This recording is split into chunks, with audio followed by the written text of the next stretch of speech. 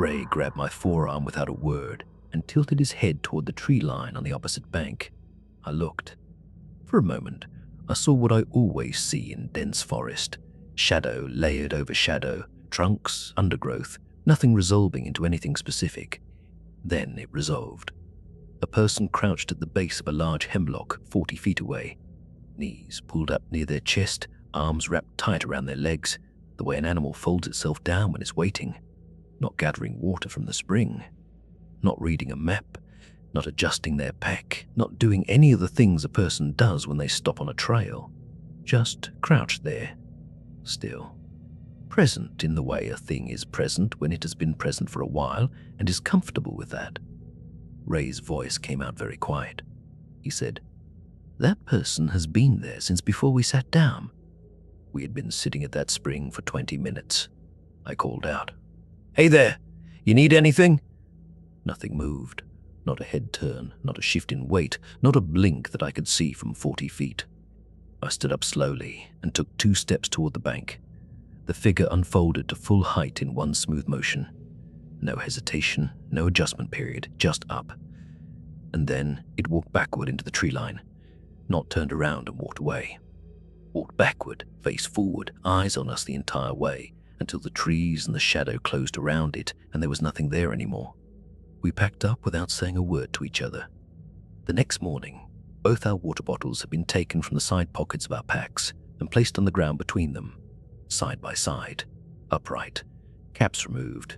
The bottles were still full, not emptied, just moved, just opened, set out with a deliberateness that I have spent 2 years trying to find another explanation for. I think about those bottles every single day. Whatever did that understood what water bottles are for. It understood that we would wake up and find them and know, without any ambiguity, that something had been there while we slept and had chosen to make sure we knew it. That understanding is what I cannot get out of my head. Welcome to the Appalachian Park Ranger Files. What you just heard is the opening of the first account in tonight's video. 10 first-person stories from hikers, hunters, and backcountry travelers who went into the Appalachian wilderness and came back carrying something they couldn't explain and couldn't put down. Tonight's accounts move through the Clinch Mountain section of Virginia, the Nantahala forest in western North Carolina, the hollows of southwestern Virginia, the ridges of eastern Tennessee, and a stretch of the Great Smoky Mountains that a professional wildlife biologist says she has no plans to return to. 10 people, 10 separate experiences, none of them resolved. Before we get into the first account, if you've ever been alone on a trail and had something happen that you still haven't been able to fully account for, I want to hear it in the comments, not the general feeling, the specific detail, the thing that still doesn't fit, no matter how many times you run it back.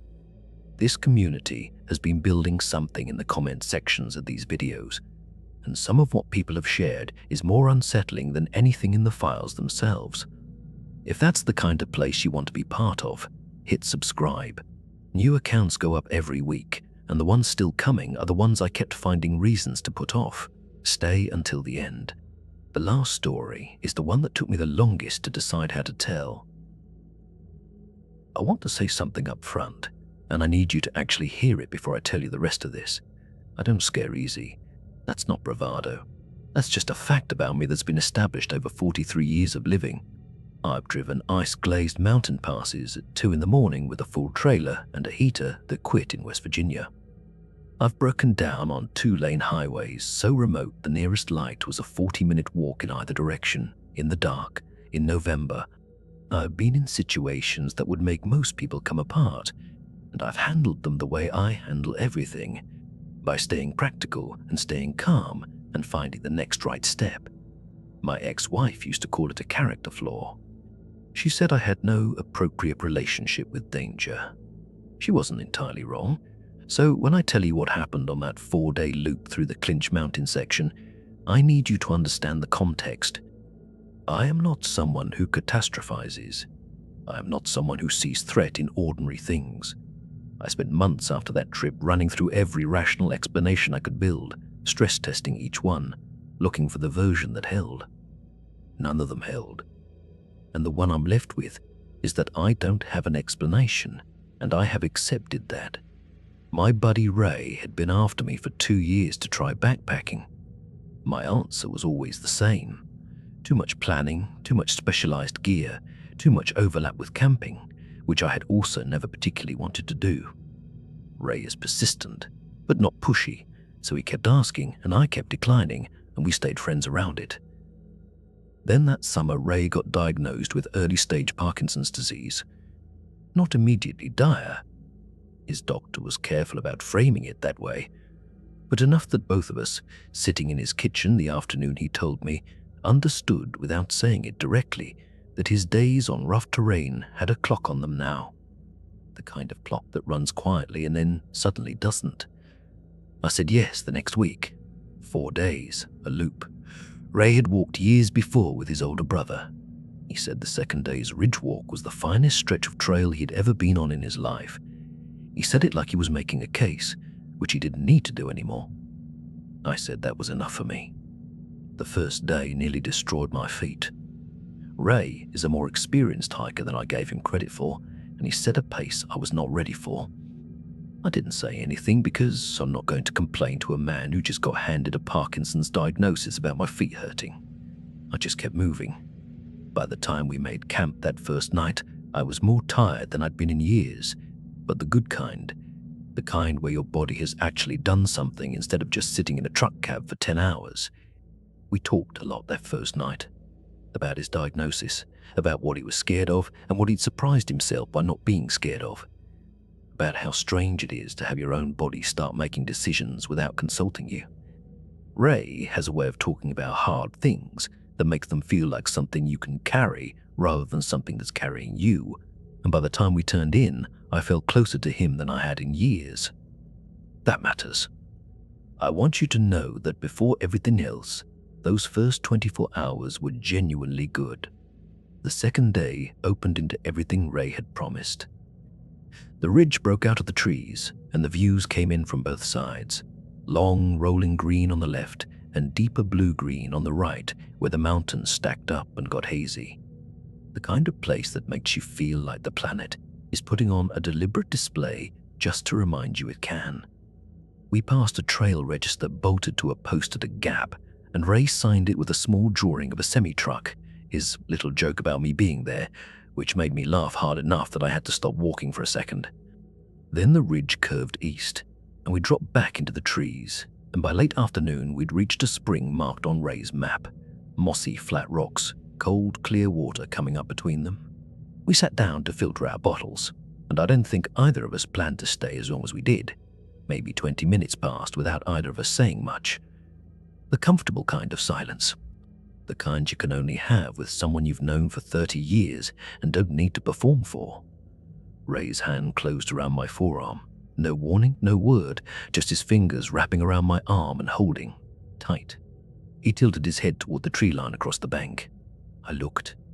My eyes moved across the familiar layers of dense forest, shadow behind shadow, trunks at different depths, undergrowth filling the gaps. And then I stopped moving my eyes because I had found what he was looking at. A person crouched at the base of a large hemlock tree on the opposite bank, 40 feet away, maybe 45, knees pulled up near their chest, arms wrapped around their shins, completely still, not gathering water, not checking a map, not doing anything a person who had stopped for a rest would be doing. The position itself was wrong, too compact, too deliberate, the specific stillness of something that had chosen that posture and held it. No visible pack anywhere around them. Dark clothing that had merged with the bark behind it. I couldn't make out a face. Ray's voice came out barely above a breath. He said, "That person has been there since before we sat down." 20 minutes. We had been sitting at that spring for 20 minutes without seeing them, which meant they had been there when we arrived, already in that position, already still, and had remained that way the entire time without making a sound or moving a muscle. I called out across the water, "Hey there, you need anything?" My voice sounded too loud for the space. Nothing happened. Not a flinch, not a head turn, not any of the small involuntary movements a person makes when they hear their name or hear someone addressing them.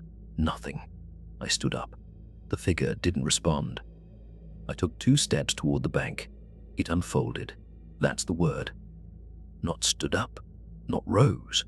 Unfolded from that crouched position to full height in one single controlled motion, no hesitation, no wobble. The way something moves when standing is entirely effortless. And then it walked backward into the tree line, not turned around. Walked backward, face oriented toward us, eyes. I could not see the eyes clearly, but I know they were on us. The whole way, steady and unhurried, until the dark between the trees absorbed it completely. There is a fraction of a second when you almost step off a curb into traffic and your body understands the situation before your brain has finished processing the visual input. A full system alarm that fires without your permission. That is the closest thing I have to describing what happened in my chest in the moment that figure disappeared. We packed up without discussing it. Not a word about what we had just seen. We walked for a full mile before either of us said anything, and even then it was surface level, oblique. That night we made camp on a small open ridge with clear sightlines on 3 sides. Neither of us said we were choosing that spot for the visibility. We both knew. We took turns staying awake without acknowledging that's what we were doing. During my watch, a feeling settled over me that I've tried to name accurately many times since. Not the feeling of being watched. I know that feeling. It's passive, diffuse, an ambient unease. This was something different. The feeling of being assessed, evaluated.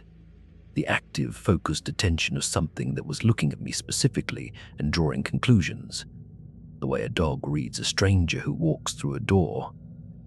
The way a person sizes up a room before they decide whether to enter it fully. An attention that implied a decision was being made about me.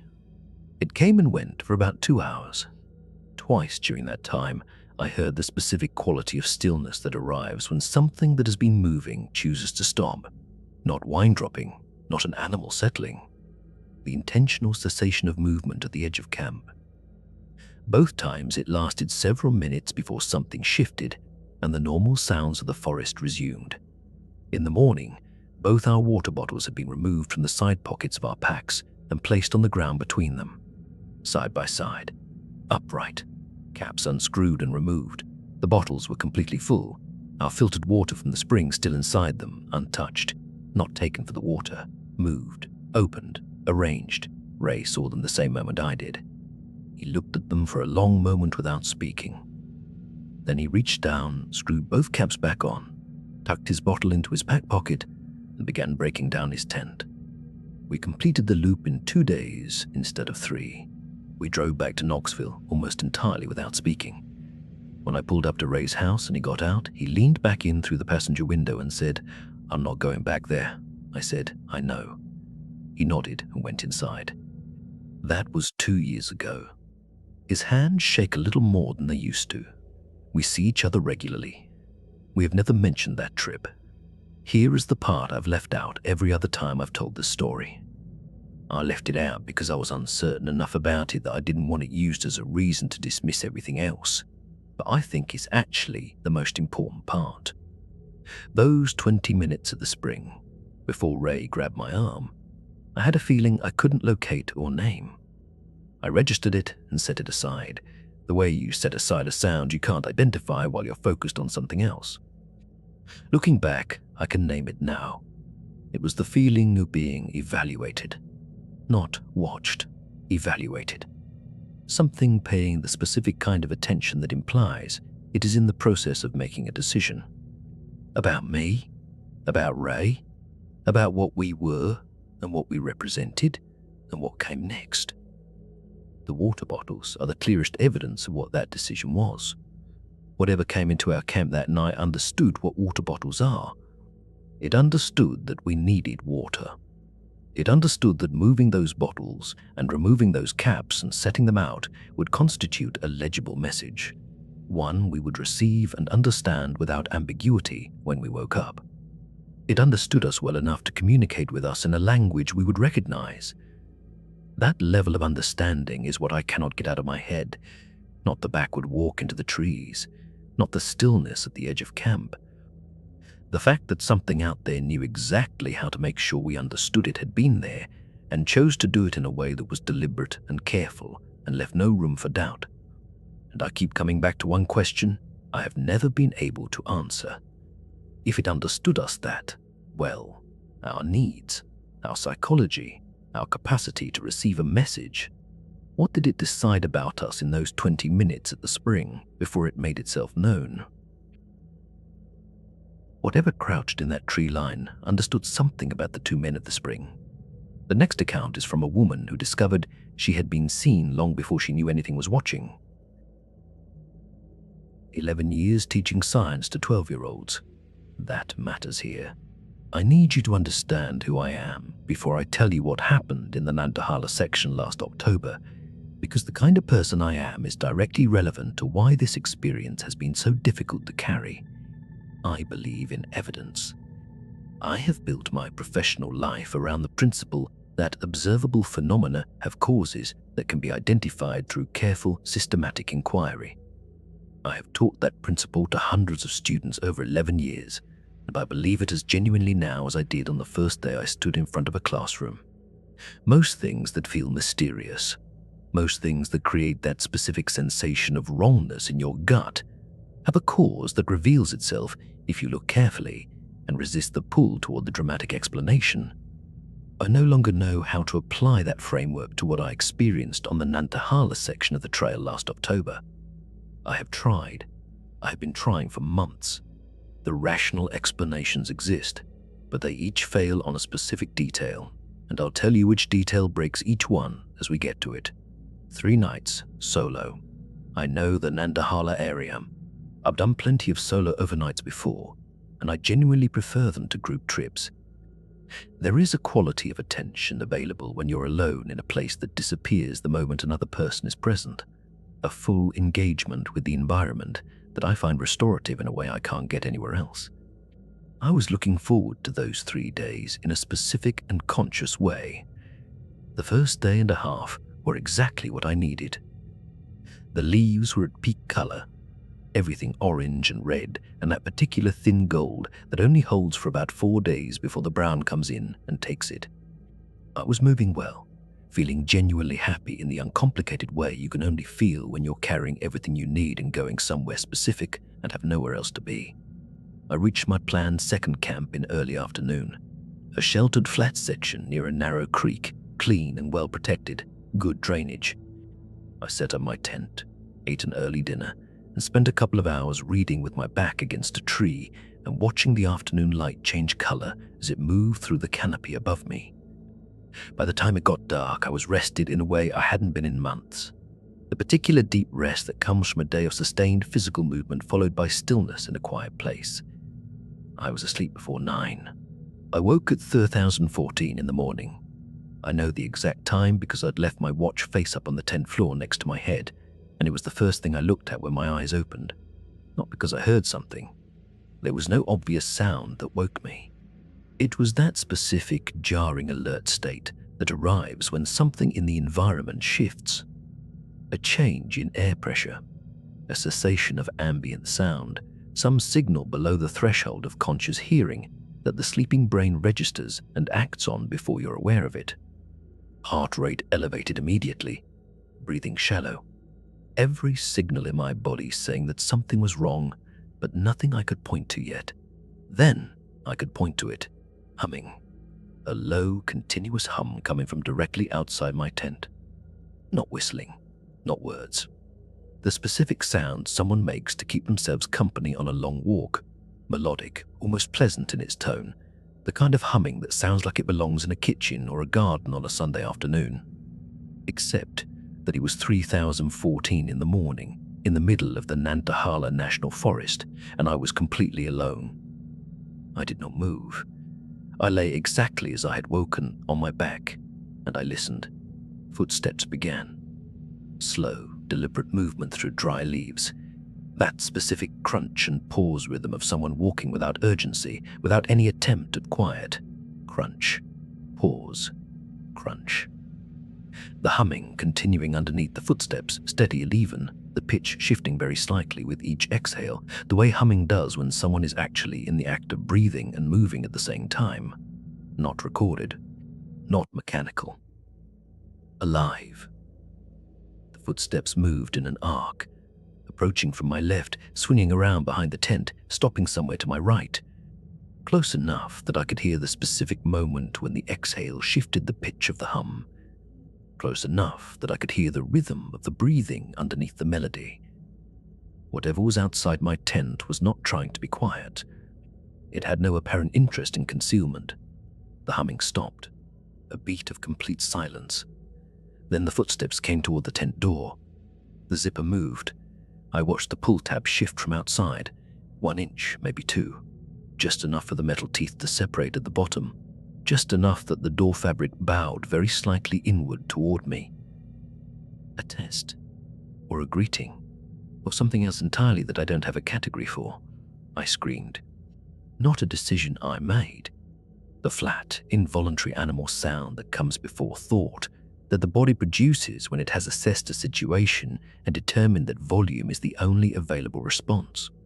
I hit both walls of the tent simultaneously with both hands, hard, and had my bear spray aimed at the door before I had consciously decided to reach for it.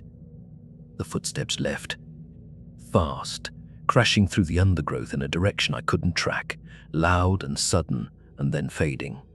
Within 30 seconds, there was nothing. Complete, total silence. I sat in that tent with my hands shaking until the light through the fabric shifted from black to dark grey. Then I swept the perimeter through the mesh panels with my headlamp, section by section, until I was certain the visible area was clear. Nothing there. When I unzipped and stepped out at first light, I found the mark. A line scratched in the dirt around the outside of my tent. On one side only, curving in an arc from the back corner toward the door. About 2 feet long, clean and deliberate. Not the random scratch of an animal claw, not the drag of a branch. Something had drawn it, specifically. A single curved line, the beginning of a circle that was never completed, drawn with a stick or with a finger at ground level while I was inside. I hiked out in a single push that day. 8 hours, blistered my right heel through to raw skin, didn't stop except to drink water. In the parking lot, I sat in my car for a long time before I could make myself start the engine. I called my sister and talked to her for 2 hours about things that had nothing to do with the trail, because I needed to hear a voice I recognized saying ordinary things. For 2 weeks after I got home, I slept with my bedroom door locked. This had never been a habit of mine.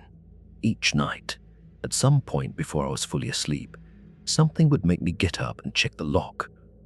A compulsive new behavior that arrived fully formed the first night I was home, as if my nervous system had made an executive decision about threat assessment without consulting me.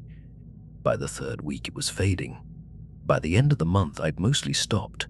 But the first 2 weeks were genuinely difficult in a way that I had not anticipated and that I'm not sure I've fully accounted for even now. 6 weeks after the trip, I did what I should probably have done sooner. I went back through my photographs. My intention was to look at the mountains the way they actually are. Beautiful, normal mountains, and remind myself that's the true frame, that those 3 days of good hiking were the reality, and the one bad night was an anomaly within it. Day 1 photographs, completely normal. Day 2, also normal. Everything I remembered. Good light, good trail, the colors I'd been looking forward to. Then the late afternoon shots from day 2. Quick documentation pictures I'd taken almost automatically, snapping the trail ahead every half hour or so, just to record sections I'd enjoyed. In one of them, at the far end of the visible trail, at the compressed limit of the phone's camera distance, a figure stands on the path, still, upright, facing toward the camera, toward me. I had not been aware of seeing another hiker in hours before that photo. I have no memory of passing anyone or being passed by anyone during that stretch of trail. I have zoomed that image to the absolute limit of its resolution and held it there until the pixels lose their shape.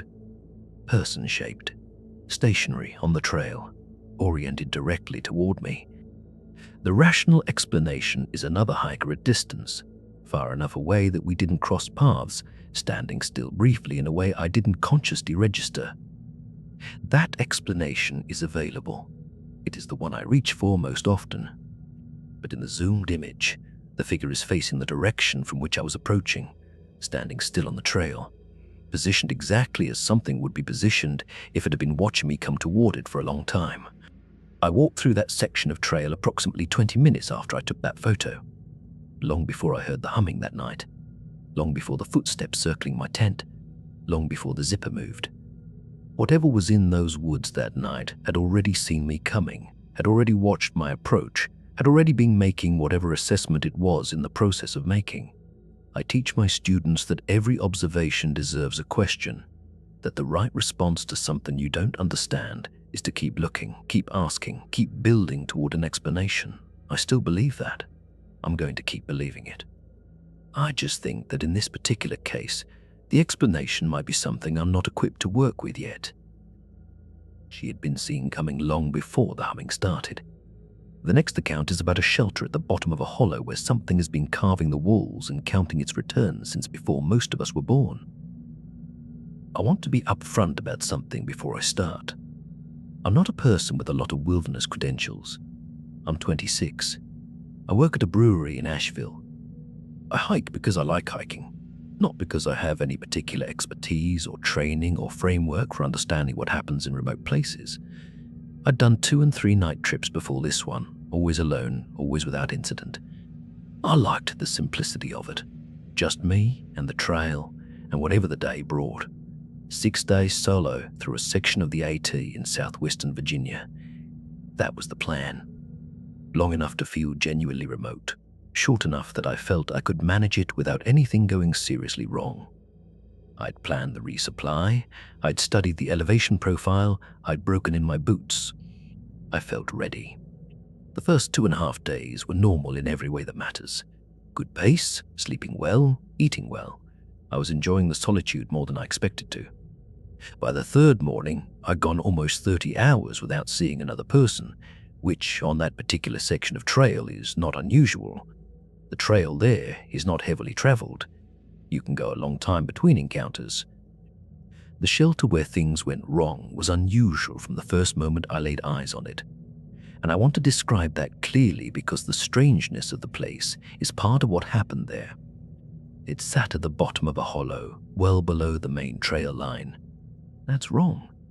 Most backcountry shelters are positioned on rises or benches where water drains away from the structure and where you get some air movement. This one had been placed without that consideration, or placed before anyone cared enough to think it through. The hollow funneled water toward it, and had been doing so for long enough that the whole area had a quality I can only describe as underground. Damp and dark and close, even in the afternoon. The log walls were black with accumulated moisture. The smell inside was turned earth and old fire ash, and something else underneath those that I noticed but couldn't identify. The floor was covered in a deep layer of old leaves and pine needles that had blown or been carried in over many seasons. Not the layer you'd expect in a shelter that was regularly maintained and used, but the layer that accumulates when people come and go quickly and never stay long enough to clean up after themselves. At the back wall, cut deep into the log, someone had carved a name. Ellery. Just the one word. No date beneath it, no initials, no trail name or home state, the way hikers sometimes leave. Just the name, in large letters, cut deep into the wood with something that had taken real effort and real time. The kind of carving you make when you want the letters to outlast you, when permanence is the point. I stood and looked at that name for a while. I don't know what I was feeling exactly. Something between unease and curiosity. I told myself it was nothing. A trail name, a personal marker, the kind of thing hikers have always left in shelters. I told myself that, and I mostly believed it. I stayed anyway, because I was genuinely tired, and the next shelter was 7 miles further up the trail, and I had no appetite for 7 more miles that evening. I made dinner, hung my food bag from the bare cable outside, and turned in early. The cold outside the shelter was clean and absolute, no wind at all. The silence in that hollow had a quality I'd noticed when I arrived. Sound seemed to sit lower there, seemed to settle down into the earth rather than carry, the way it does in enclosed spaces. I was asleep within 20 minutes. I woke up because someone was in the shelter with me. I want to be precise about this because I know how it sounds and I know the objections. I didn't hear a sound that woke me. There was no footstep, no rustle, no door. Shelters don't have doors. What woke me was a change in the quality of the air inside the shelter, in the temperature of the space, in the acoustic character of the interior. The shift from empty to occupied. The way a room feels different when someone walks into it behind you before they've spoken or touched anything, before any sound has been made. A presence registering through channels that aren't hearing or sight. I lay completely still on my back with my eyes open in the dark. My heart rate was elevated. I did not move. For a long time, nothing happened. Then from the far end of the shelter, 8 feet away, maybe 9, the sound of someone lowering themselves to sitting, the specific sequence of it, wood taking weight, a shift, a settle, the sound of fabric moving against a rough surface. Deliberate, unhurried, the movement of something that had walked a long distance and was now sitting down to rest its legs. The naturalness of it was almost the most disturbing part. It sounded so completely ordinary. The way a person sounds when they come in from a long day and sit down in a familiar place. Then breathing. Just steady, regular, human-placed breathing from the dark at the other end of the shelter. I want to tell you, I said something. Then I called out, asked who was there, announced myself. I did not. I was locked in a way I have never been locked before or since. Not paralyzed exactly, but incapable of initiating anything. Every instinct I had was saying, stay still, don't announce yourself, wait. I stayed still, and I waited. The breathing didn't change.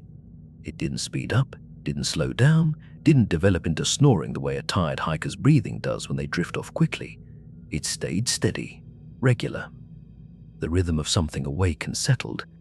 At some point, I don't know how long into this, time had stopped moving in any normal way.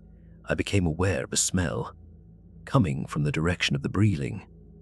Not body odor, not the unwashed clothes smell of someone who's been on trail for days. Something different. Something like deep wet soil. The specific smell you get when you first open a hole in earth that hasn't been disturbed in a long time. Cold and dark and mineral. The smell of something that has been underground. When the first grey light came through the open front of the shelter, I turned my head as slowly as I have ever moved anything. The shelter was empty. Completely, absolutely empty. I was alone. I went outside immediately. The damp earth around the shelter entrance held marks clearly. The only footprints were mine. My boot tread going in, my boot tread coming back out. No other impressions anywhere. The leaves on the floor inside were undisturbed. No compression, no displacement, no drag marks. The bare cable outside was exactly as I'd left it, my food bag hanging at the right height, untouched. There was no physical record of anyone having been in that shelter with me. But on the back wall, directly below the carved name, there were 4 new scratches in the wood. Fresh ones. The pale interior of the log exposed, no darkening yet, no weathering. Clean parallel lines, 3 inches long each, arranged in the loose grid of a tally, someone keeping count. Those scratches had not been there when I arrived. I had stood at that wall and looked at that name for several minutes the evening before. The wood below the name had been unmarked. I packed my gear without eating breakfast and I started walking. I didn't stop for 4 hours. I didn't tell anyone what happened for almost 4 months. Not because I was embarrassed exactly, more because I didn't have a framework for it and I didn't want to try to put it into a framework before I understood it better. I'm still not sure I understand it. What I did do, about 3 months after the trip, was start looking up the name. Ellery is not a common name. It's not impossible, not unheard of, but it's not the kind of name that turns up constantly in records. I checked digitized local newspaper archives from the surrounding counties, going back as far as the digital records went. I found one result, a short piece in a local paper from 1961, 3 paragraphs. A search for a young man named Ellery Pratt, 24 years old, who had gone missing somewhere in the Clinch Range while on a solo hiking trip. The search ran for 6 days before being called off due to weather and the scope of the terrain. His camp had been located by the search team. His gear was described, and I'm quoting this from memory as accurately as I can, as undisturbed in a manner consistent with having been carefully organized, not packed up and gone. Carefully organized, not packed up and gone. I don't know if the name on that wall belongs to Ellery Pratt. I can't verify it. I don't know if the shelter that exists now is the same structure that existed in 1961, or if it's a later build on the same site. I don't know if any of it connects.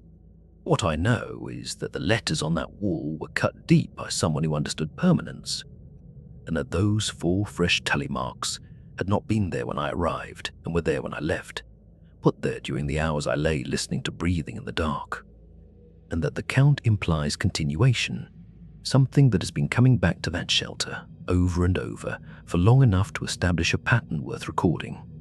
What is being counted? I have built several hypotheses. I have taken all of them apart on the same detail. Whatever keeps the count was there in 1961, if the name and the man connect. That's 60 years of returning. 60 years of keeping track of something in a hollow that smells like turned earth and holds sound wrong. 4 marks, 4 of something. Nights maybe, returns, finds. I have not gone back to look for more. I keep telling myself I might. I probably won't. But I think about Ellery Pratt, 24 years old, whose gear was carefully organized and who was never found. And I think about what carefully organized means when applied to someone's camp in a place they never left. It means something put it in order. After. Something in that hollow has been keeping count since before most of us were alive. The next account is about a man whose hands were bandaged, who dug alone in mountain forest, and who nobody has ever been able to stop.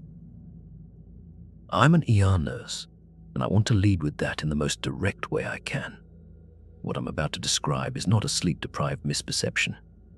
It is not a stress response or an anxiety projection or any other clinical category that gets applied to unusual experiences when the person reporting them doesn't have medical credentials. I have worked 36-hour shifts in high-volume trauma environments.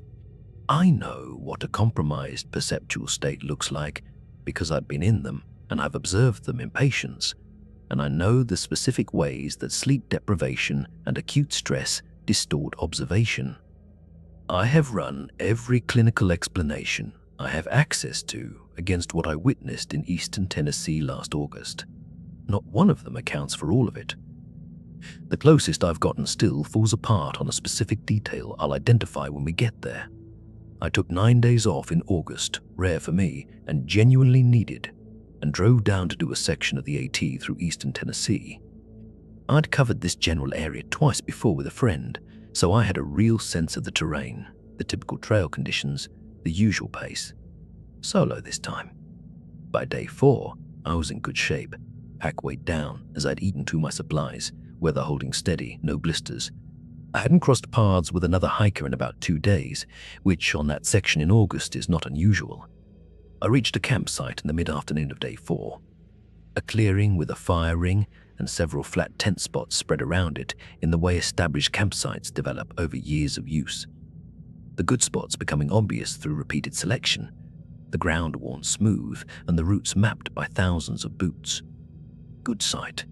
I liked it immediately. On the far side of the clearing, a 2-person backpacking tarp was already pitched, well set, properly staked at good angles, taut, with the door oriented away from the prevailing wind direction. Someone had either gone out for a day hike and left their camp in place, or was close enough to be back before dark. I set up on the opposite side of the fire ring and gave it no further thought.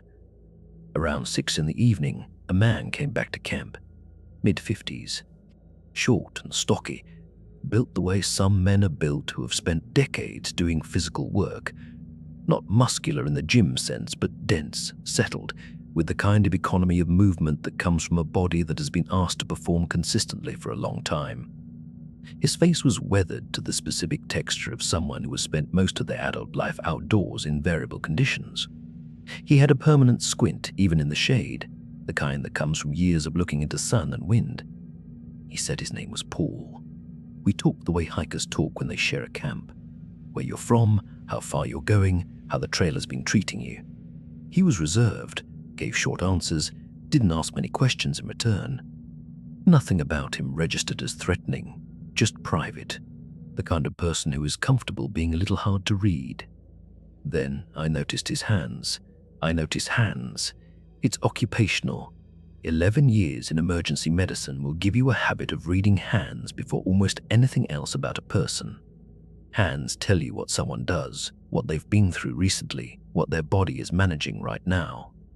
Paul's hands were bandaged, both palms and the undersides of his fingers wrapped as well. Not bulky wrapping, clean gauze strips held with medical tape, applied with precision. Even coverage, appropriate tension, tape angles that maintained adhesion without restricting the natural movement of the fingers. Someone who knew what they were doing had wrapped those hands. Either Paul had medical training, or someone with medical training had done it for him recently. The bandaging covered what I could estimate was significant damage to the palmar surfaces. You wrap hands that way when there's broad abrasion or laceration across the contact surfaces, when the damage is extensive enough that you need to cover the whole working area, not just spot treat a specific wound. I asked if he'd had a fall. He looked at his hands for a moment in the way someone looks at a part of themselves they've stopped tracking, a brief rediscovery. Then he said, "I had to dig something out." He didn't offer more. I didn't push. But I noted it the way I note things in triage, filed and held, not dismissed. We turned in around dark. I woke at 2 a.m. for no reason I could identify, the way you sometimes come awake in the night without approximate cause. I reached for my water bottle and heard it through the tent wall. Digging. Not an animal. Not a raccoon working at the ground cover around a root system. Not the irregular scratching of something foraging. The deliberate, rhythmic sound of earth being moved with intention and method.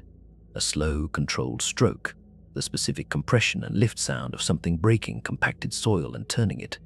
Patient, metronomic. The sound of someone who has done this before and knows the pace that works. It went on for approximately 15 minutes. Then it stopped cleanly, without trailing off, the way a task stops when it reaches its completion or its endpoint. In the morning, Paul's tarp was gone. All his gear had been packed out before I woke. No indication of what time he had left. Near the fire ring, approximately 4 feet from where his tarp had been pitched, there was a hole, roughly a foot across, 18 inches deep. The dirt had been removed and piled neatly to one side, not scattered, not thrown, but mounded with the care of someone who intended to put it back. The walls of the hole were clean and deliberate, the sides vertical rather than sloped, the kind of excavation that results from controlled removal of material layer by layer, not a root being extracted, not something hasty. The work of someone who knew what they were doing and had done it before. I crouched at the edge and looked at the bottom. A single handprint pressed into the earth at the base of the hole. One hand, palm flat against the bottom, fingers spread, pushed down with enough force that the impression was clear and deep, even in compacted soil. The gauze pattern from his bandaging had transferred into the earth. I could see the weave texture of the gauze fabric in the impression, the edges of the tape strips. He had placed his wrapped palm flat against the bottom of the empty hole and pressed hard. Held it there. I filled the hole in, packed my gear, left the campsite within 20 minutes of finding it. At the trailhead, I called the ranger station and reported what I'd found. I described Paul in as much physical detail as I could provide: height, build, approximate age, hair color, the bandaging, the tarp setup, the direction he'd been traveling. The ranger who answered asked me to hold the line. I held for approximately 3 minutes. When she came back, she asked me to describe the bandaging again, specifically. I described it again, in the same clinical terms I'd used the first time. She was quiet for a moment. Then she said, "He's been out there before. We know who you're describing. 4 other reports over the previous 3 summers. Different hikers, different campsites, all on the same general stretch of trail through that section of eastern Tennessee. Always the same description, always the digging, always conducted at night, always gone before morning. I asked what he was looking for.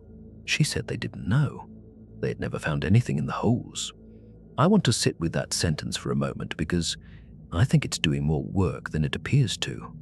Never found anything in the holes. The absence of a thing as the data point. Not what Paul found, but the verified fact that when other people looked into those holes after he left, there was nothing there. Which means one of three things. Either Paul is digging for something that doesn't exist, a fixation, a delusion, something the mind has constructed and the hands are being tasked with pursuing. Or Paul is digging for something that exists, but that he hasn't located yet, and the holes represent the ongoing search.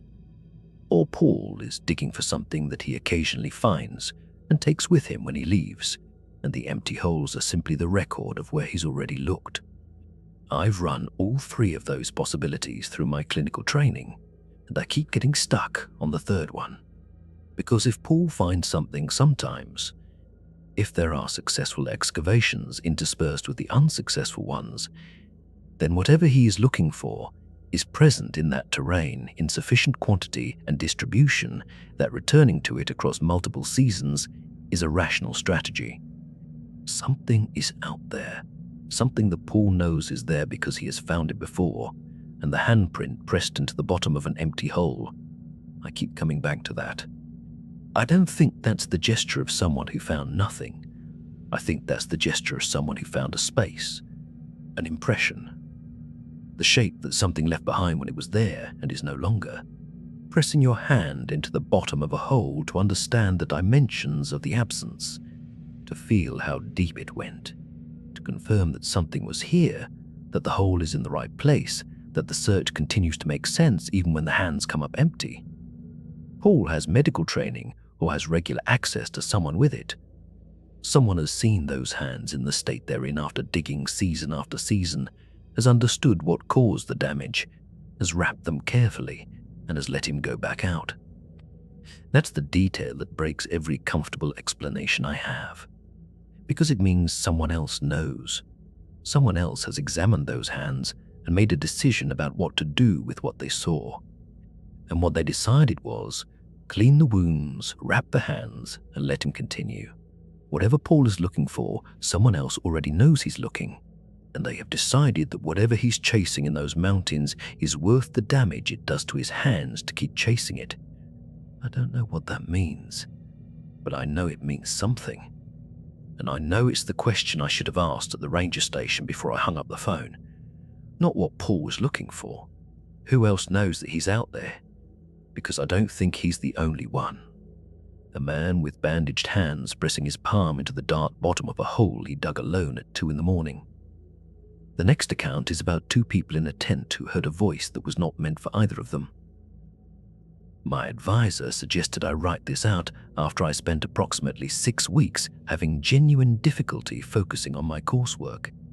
Trouble concentrating, trouble sleeping, a persistent background distraction that I couldn't locate or name, but that was clearly pulling processing capacity away from everything else I was supposed to be doing. She didn't ask what was bothering me. She just suggested I write it down, get it outside my head, see if that helped create some distance from it. I'm not sure it has, but here it is, as accurately as I can put it. I went for 5 days on a section of the AT in western North Carolina with my college friend Corinne. We've been friends for 9 years.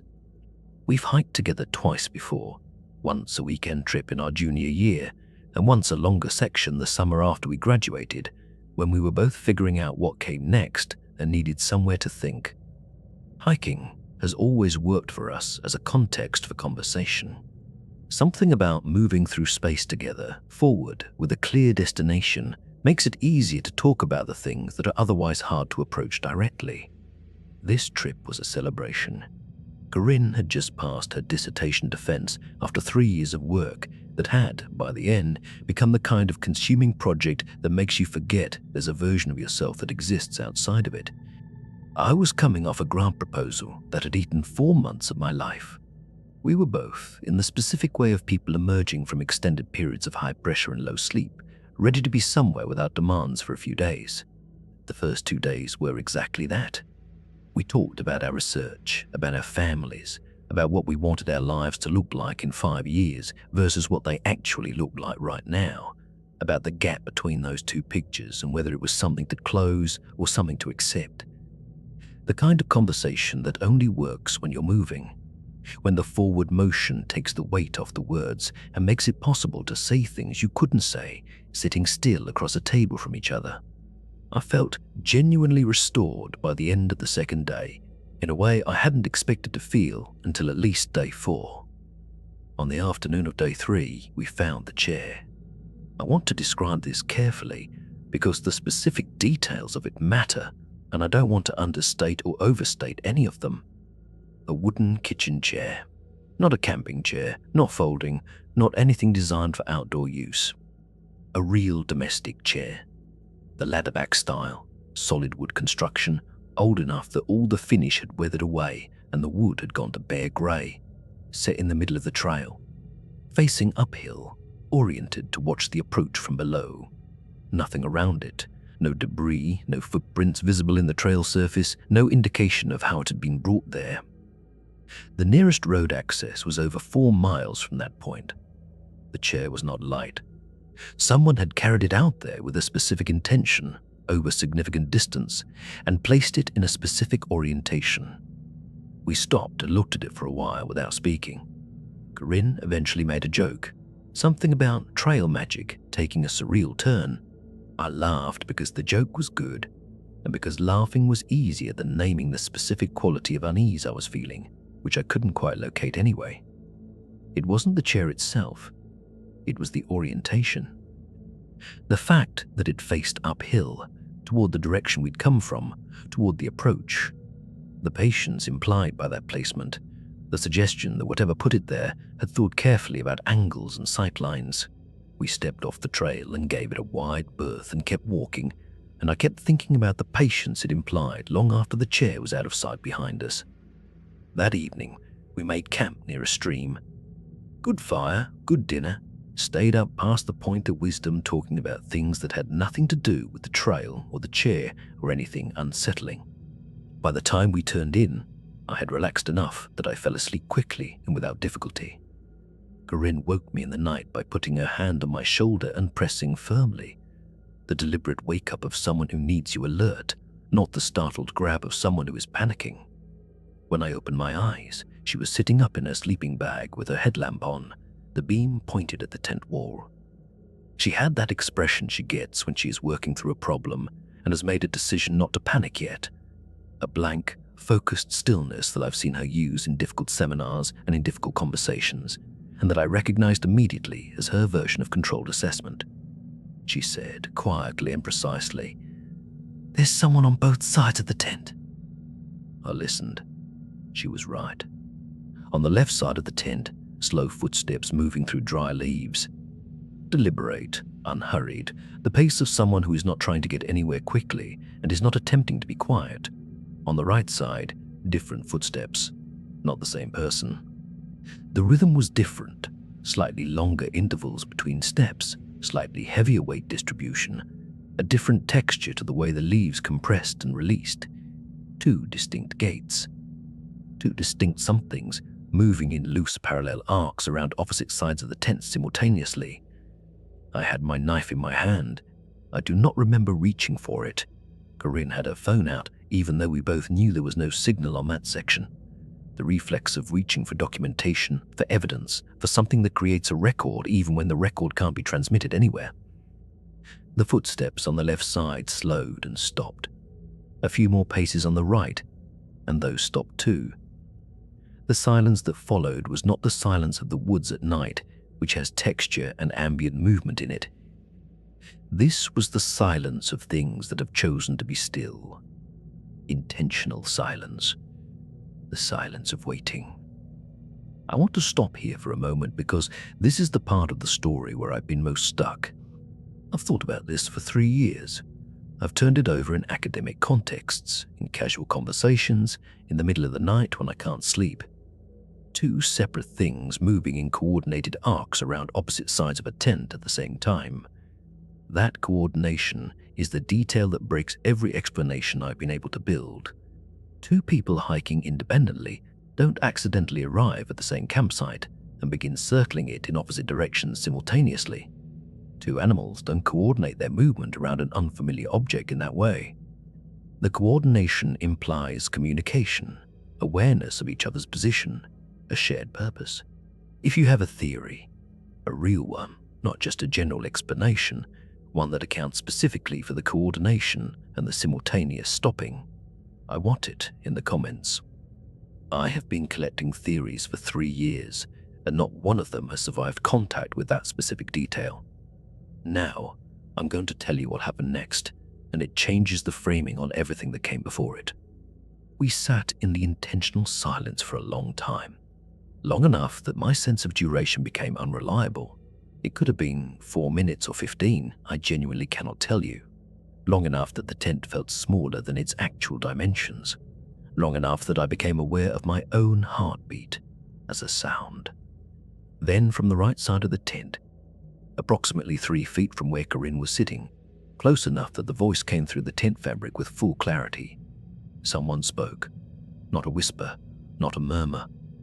Slightly below normal conversational volume. Clear, deliberate, unhurried. 2 words. She's awake. Nothing else. No follow-up. No response. Audible from the left side. Just those 2 words, delivered with the flat informational quality of a status update. A report. Something telling something else about the condition of a specific person. Corinne, presumably, since she was on that side and had clearly been sitting upright with her headlamp on, in the same tone you'd use to relay a fact that changes a plan. Then the footsteps on both sides started again, moving away from the tent now, in the same coordinated fashion they'd arrived, both sides moving outwards simultaneously, fading through the undergrowth, becoming quieter by regular degrees, until they were gone entirely, and the normal texture of nighttime forest sound returned, as if nothing had interrupted it.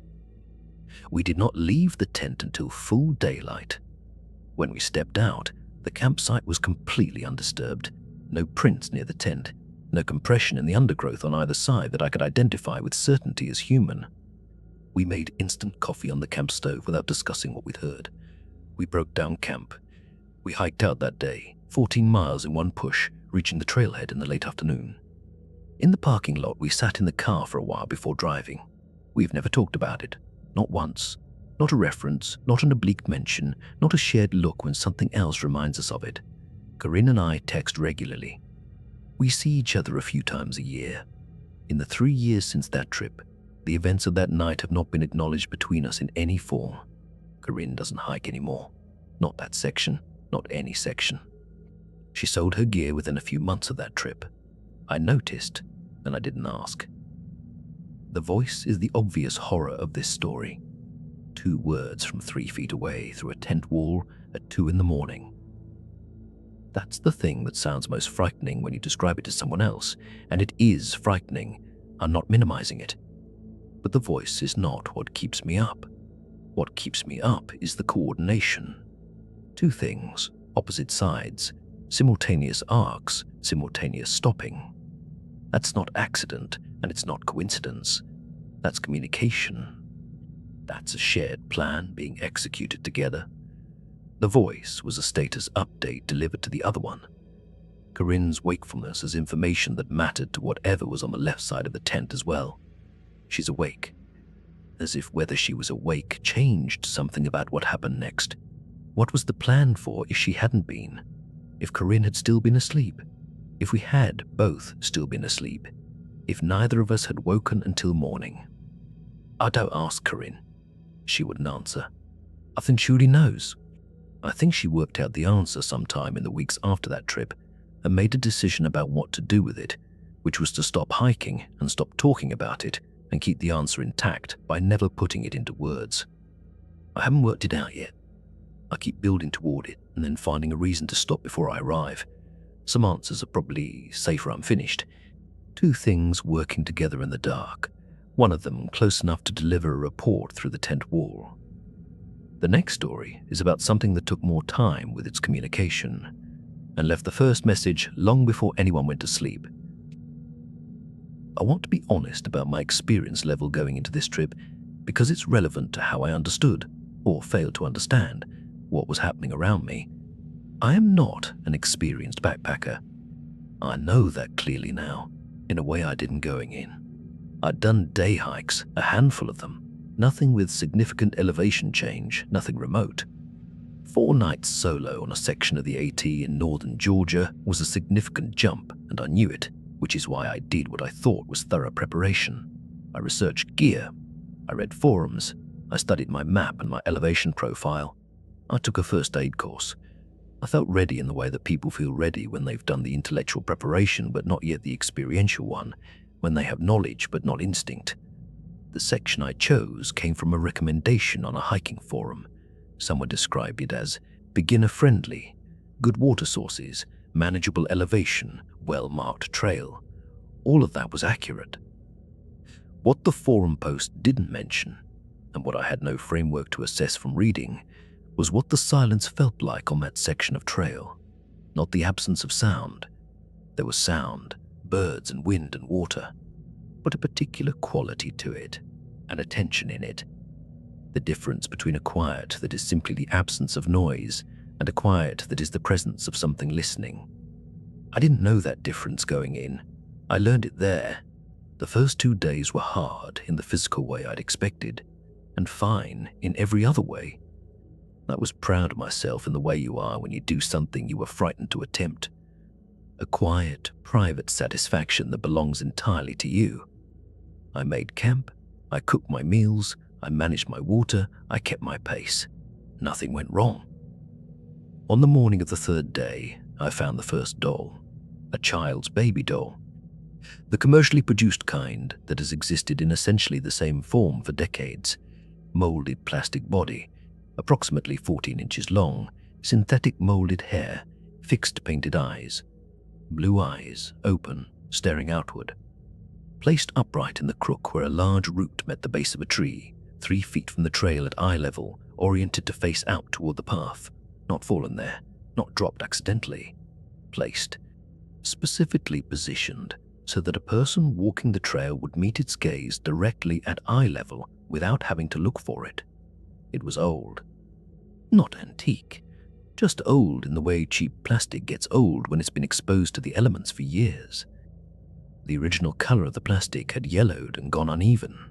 The clothing, a small dress, once pink, had faded to a dusty, colorless tone and was torn in several places.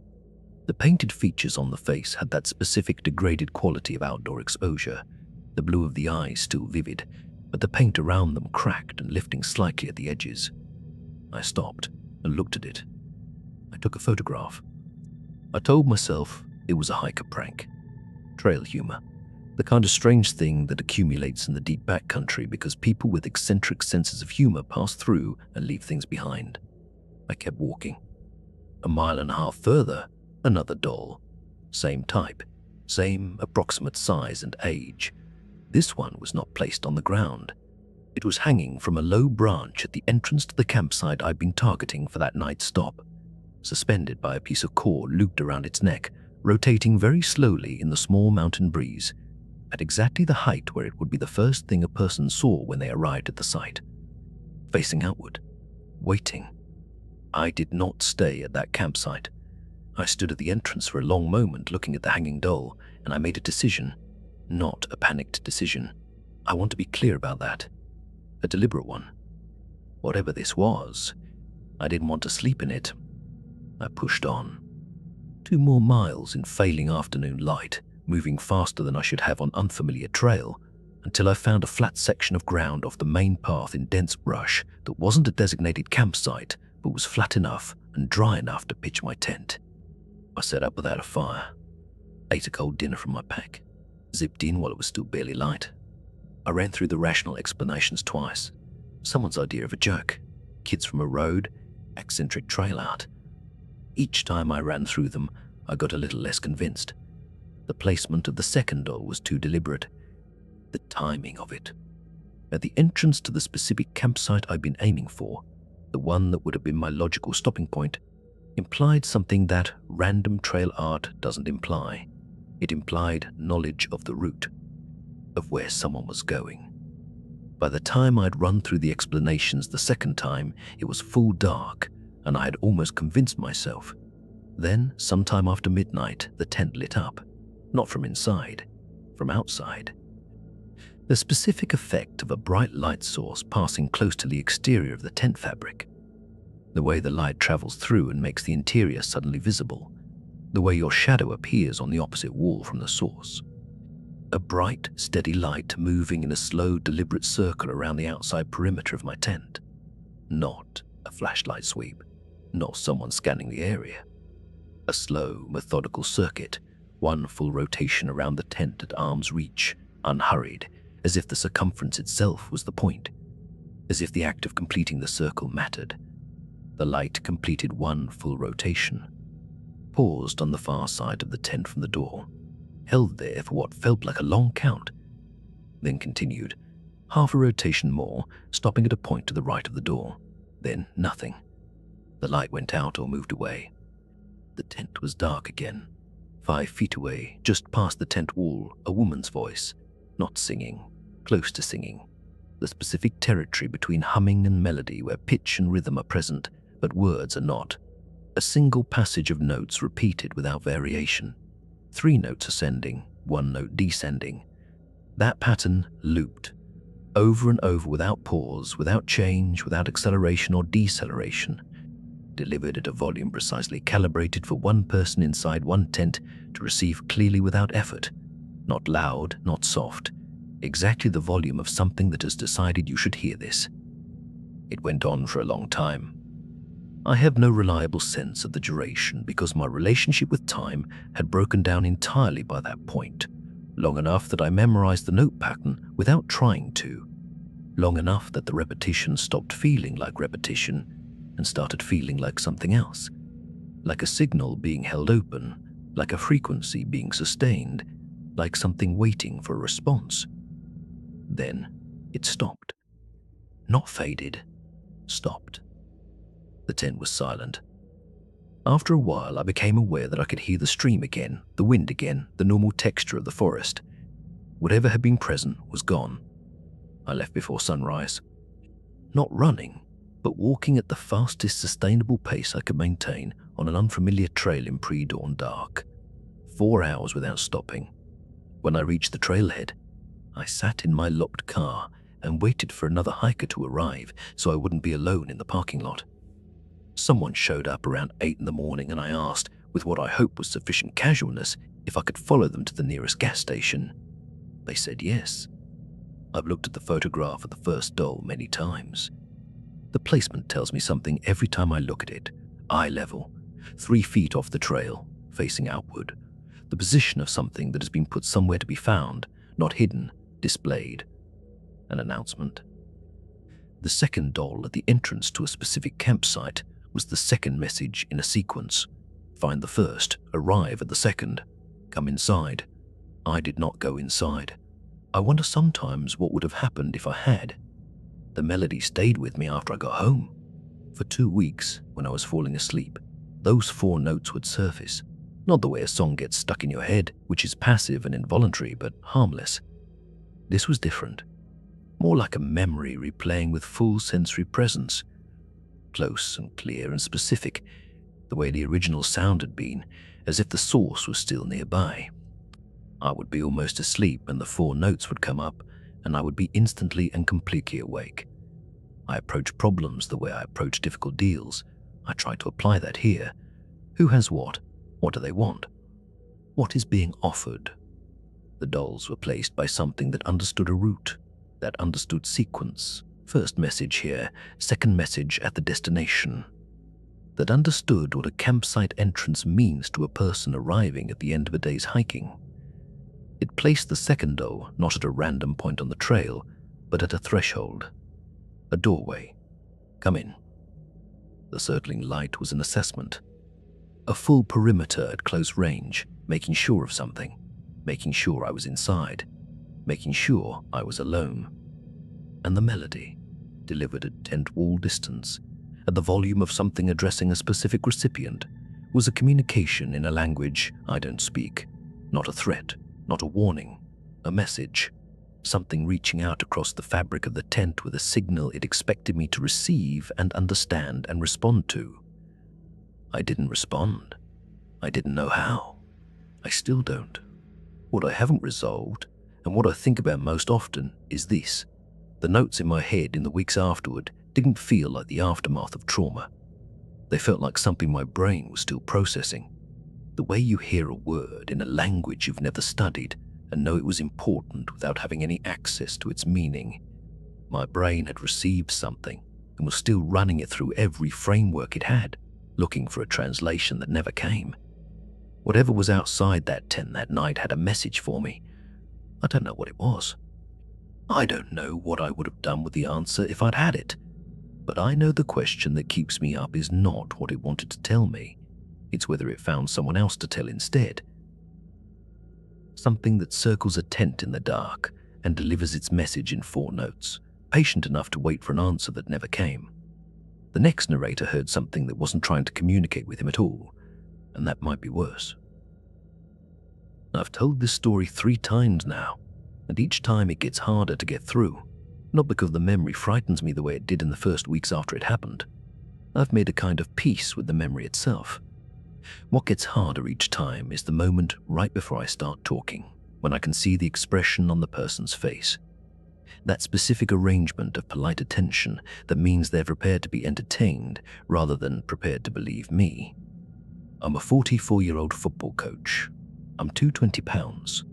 I've hunted deer in these mountains since I was 14 years old. I have sat alone in cold, dark forest more times than I could count, and I have never, in 30 years of doing that, had an experience I couldn't account for when I got home. This is the one I can't account for. And I need you to understand that I have tried. 6 weeks ago, I did a solo overnight on a section of trail I've used a dozen times over the years. 1 night in, 1 night out. My standard end-of-season decompression after the last game. The thing I do every year to decompress from 4 months of being responsible for other people's children in high-pressure situations. I know that section of trail well. I know the ridge. I know the shelf where I camp. I know what the forest sounds like at different hours and in different weather. I have a specific and detailed familiarity with that place built over many years of returning to it, which is relevant to what I'm about to describe, because the anomaly I experienced was visible against the background of that familiarity in a way it would not have been to someone less familiar with the place. I set up at the flat shelf on the side of the ridge I've used before, made dinner, had a cup of coffee, went to sleep around 9. Completely normal in every detail. I woke at midnight. The tent was cold. Not full night cold. I want to be precise about this because the distinction matters. I was prepared for full night cold. I had the right sleeping bag, the right pad, the right layers staged and ready. What I woke to was different. A localized cold, sharp and sudden. The specific sensation of a temperature drop that is happening now rather than one that has been ambient and gradual. My breath was misting visibly in front of my face in a way it had not been when I fell asleep 2 hours earlier. I put on my headlamp, checked the tent interior, checked the zipper seams. Nothing wrong. No explanation for the temperature change that I could find inside the tent.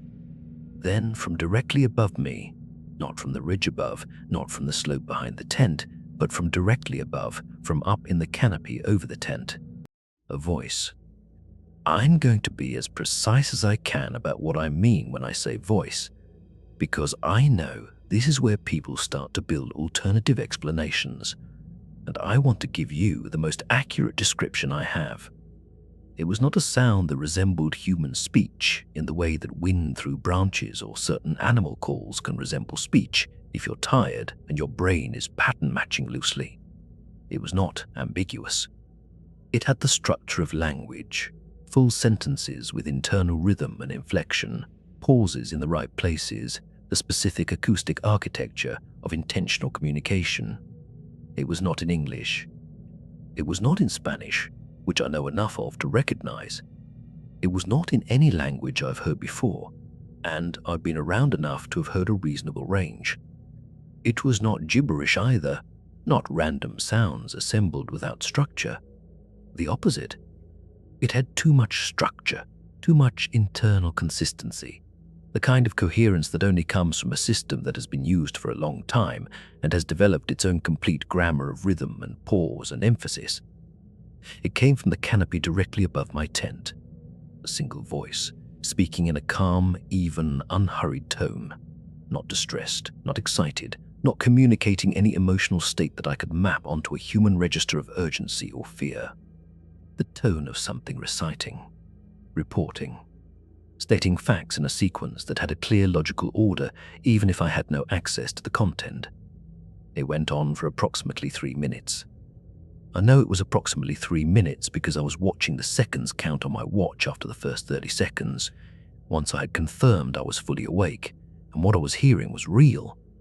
3 minutes of continuous, structured vocalization from up in the canopy, delivered in the calm tone of a report being made to a recipient. Then it stopped. Clean, no trailing off, no fade. Just done. I sat in the tent until 5 in the morning. Nothing came near the tent. The voice did not resume. No footsteps, no other sounds out of the ordinary. By full dawn, the temperature had normalized, and the forest felt exactly as it always does on that ridge, familiar, ordinary, mine. I packed in 10 minutes and was back at my truck by 7. I've told 3 people. My brother, who is also a hunter, and who listened without speaking and then said he believed me and didn't offer an explanation, which I respected. My hunting partner, Russell, who asked 2 or 3 specific questions about the sound, and then went quiet in a way that told me he was filing it somewhere serious rather than dismissing it. And the team chaplain at the school, who gave me the response I've thought most about since. He said some places have memory, not in a supernatural sense. He was careful to say that. He meant it the way a house can hold the shape of something that happened in it, the way a location becomes associated with a kind of event through enough repetition that the event and the place become inseparable. He said maybe that stretch of mountain has something in it that surfaces at certain hours, something old enough and settled enough into the place that it operates according to its own schedule without reference to anything else. I don't know if that helps me, but it's the closest thing to an explanation anyone has offered, and I've been turning it over for 6 weeks. Here is the detail I keep returning to above all others, and it's the one I couldn't answer right away when the chaplain asked me about it directly. He asked, did the voice pause as if it was waiting for a response? I had to go back through the memory carefully. I ran it several times before I answered, and the answer is yes. Twice during that 3-minute period, the voice paused, stopped mid-sequence, held a silence of several seconds, then resumed. The specific cadence of a conversation between 2 parties. The pause and resume rhythm of someone who has spoken, expects a reply, waits for the reply, then continues when it comes or when sufficient time has passed. It was in dialogue. Or it believed itself to be in dialogue. It was speaking to something, and it expected that something to respond, and it paused to give it the space to do so. That means one of 2 things. Either there was something else in that canopy that I couldn't see or hear, something that was replying in a register below my perception, and I was 30 feet below an active exchange happening entirely outside my awareness. Or the thing in the canopy believed something was there and was wrong about it, was speaking into an absence, was conducting a conversation with something that wasn't present, because whatever it expected to be there usually was. I've been sitting with both of those for 6 weeks, and I cannot determine which is more disturbing. The first one means the forest above me was occupied in a way I had no capacity to detect, that there are exchanges happening in these mountains at registers I can't access, and that I stumbled into the physical proximity of one without the voice even registering my presence below it. The second one means whatever was up there was alone, was expecting something that didn't come, was maintaining a communication that had broken down on one end, the patience of something that keeps showing up to a conversation even when the other party stops responding. I told Russell, I'm going back next month. Same ridge, same shelf, same timing. Going in before first light and sitting there until I hear it again or until I'm certain I'm not going to. Russell told me not to. He said some things you hear once because you happen to be in the right place. He said the second time isn't you finding it. He said the second time is it finding you, and those are not the same situation. I've been thinking about whether he's right for 6 weeks. I haven't decided yet, but I've also noticed that every time I think about going back, the thing I'm most afraid of isn't hearing it again. It's hearing it pause, and this time hearing something answer. A voice in the canopy pausing for a reply that never came, or that came at a frequency no person can hear. The next account is from someone who spent 5 days being marked, one circle at a time, and finally turned a light on whatever was doing it. I'm a forensic accountant. I want to be specific about what that means before I describe what I experienced, because the professional framework is directly relevant to how this unfolded and to what I find most disturbing about it. Forensic accounting is pattern recognition applied to financial data. My job, in its simplest description, is to find the thing that is hidden inside a larger set of information. The anomaly that only becomes visible when you have enough data points and know how to read their relationship to each other. I find things that are designed not to be found. I identify systems operating inside other systems. I am professionally trained to resist the pull toward premature conclusions and to keep collecting data until the pattern becomes undeniable. I want you to hold that framework as I tell you what happened over 7 days in southwestern Virginia in mid-June, because it is the lens through which I experienced and interpreted every event, and because what disturbs me most about the whole sequence is not any individual incident, but the shape of the pattern when you have all the data points together. 7 days solo, a section of trail through southwestern Virginia. Hot and green, the undergrowth pressing in from both sides of the path, the kind of dense midsummer growth that makes the trail feel like a corridor with walls. I was enjoying it. Solo hiking gives me a quality of focused attention that I find restorative, a single-problem environment after the multi-threaded complexity of my professional work. On the morning of day 3, I noticed the first mark. On a flat-faced rock beside the trail, a smear of white substance, the consistency and color of chalk or ash, in a rough circle approximately the diameter of a closed fist, deliberately applied. Not a natural deposit, not rain residue, not lichen in a circular pattern. Something had been placed there with intention. I noted it, photographed it, and kept walking. 1 mile further, the same thing. A white circle on a tree root at the left edge of the path, at the point where a foot would naturally land stepping over it. Same size, same substance, same rough circular shape. A third on the flat face of a boulder. A fourth on the underside of a log placed as a step over a wet section of trail. On the underside, which meant it had been applied by someone crouching or lying down to access the surface that faces the ground. That detail stopped me. The underside of a trail log is not a surface you mark accidentally. You have to choose to mark it. You have to position your body specifically to reach it. 4 marks in 4 miles. Consistent shape, consistent substance, consistent scale. Consistent placement at trail level, at the specific points where contact between trail and hiker is most natural. I had enough data points to begin a working hypothesis. Someone was marking this trail. Not for navigation. The intervals were inconsistent and the positions weren't aligned in a way that created directional information. Something else. A notation system. A record of where something had been, or a message to someone who already knew how to read it. That night, I made camp near a stream. Before I got into the tent, I swept the surrounding area with my headlamp. A complete perimeter check, every angle. Clean. I zipped in and slept without interruption.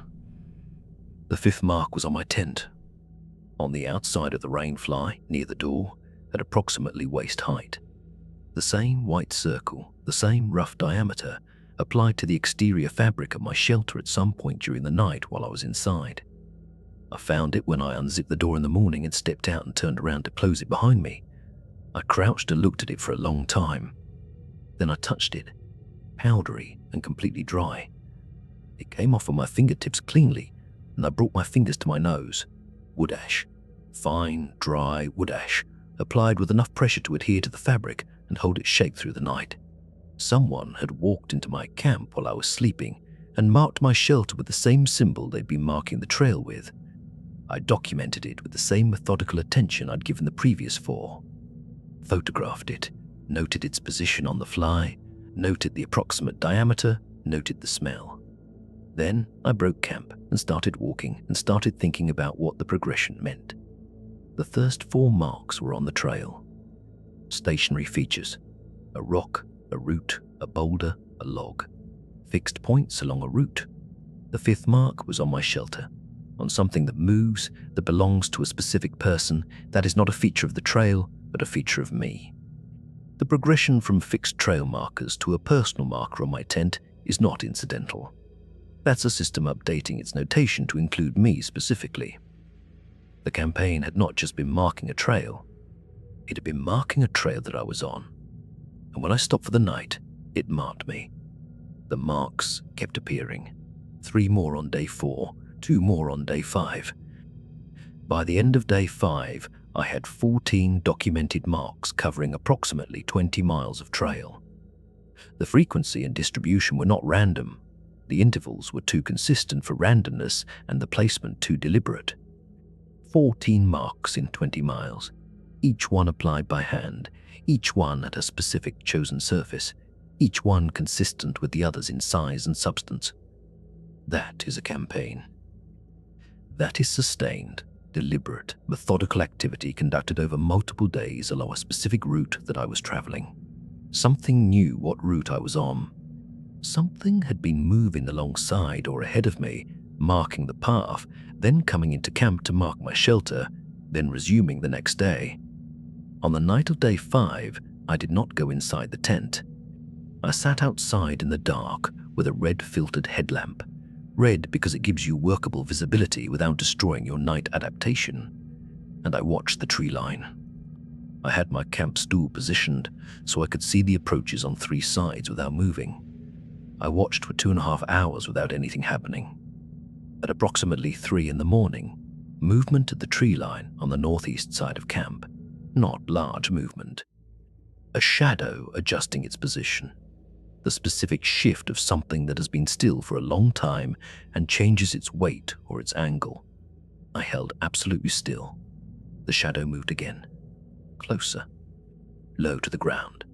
A crouching silhouette moving forward by small increments. The careful lateral movement of something approaching a position it wants to occupy without triggering a response. I turned the headlamp directly at it. A person. Crouched at the base of a tree 20 feet from where I was sitting. The light caught them fully, and they did not run. They did not flinch. They stayed exactly as they were, crouched, compact, and looked at me. I couldn't resolve detail at that distance and that light. Shape only, that specific compressed posture, 2 points of reflected light from eyes oriented directly at me. Looking back, we held that for several seconds. 5, maybe 8. Long enough that it became something. An exchange, a mutual acknowledgement, each of us confirming the other's presence. Then they stood, slowly, with no urgency. Rose to full standing height, kept their face oriented toward me, and walked backward into the trees. The same backward recession into shadow that Marcus described at the spring in the Clinch Mountain section, face forward, deliberate, unhurried, until the dark between the trees absorbed them, and there was nothing at the tree line. In the morning, I found the 16th mark, on the flat stone I used as a step out of the tent door. Applied at some point during the remaining hours of the night, after they had seen me, after the light had been on them, after they knew beyond any ambiguity that I was awake and watching. They came back after eye contact and left another mark anyway. I filed a formal report at the ranger station on the way out. All 14 photographs, GPS coordinates of each marked location, physical description of the individual I had observed. The ranger reviewed the photographs without significant visible reaction and told me the substance was consistent with wood ash. He told me they had received 2 other reports from that section in the past year, both describing marks found on tents. I asked what they made of it. He said, "Someone's out there. That's all we know." I want to address that response professionally for a moment. Someone's out there is not an analysis. It is a refusal to complete one. As a statement of confirmed fact, it is accurate. Someone is demonstrably out there, as evidenced by 16 documented ash marks and 1 direct visual observation. But as a conclusion, it explains nothing about the system. It tells me nothing about what the marks mean, what they record, what the campaign is designed to accomplish, or who or what is running it. What I keep coming back to is the 16th mark, the one placed after eye contact. After they knew I was awake and had seen them and was watching, they still came back. They still placed the mark in a specific location I would find it in the morning, my doorstep, the first thing I would step on when I left the tent. That mark was not placed out of habit or compulsion. That mark was placed with full knowledge that I was there, that I was aware of them, that the concealment of the campaign had been broken. They placed it anyway, which means the mark mattered more than the concealment. The record mattered more than staying hidden.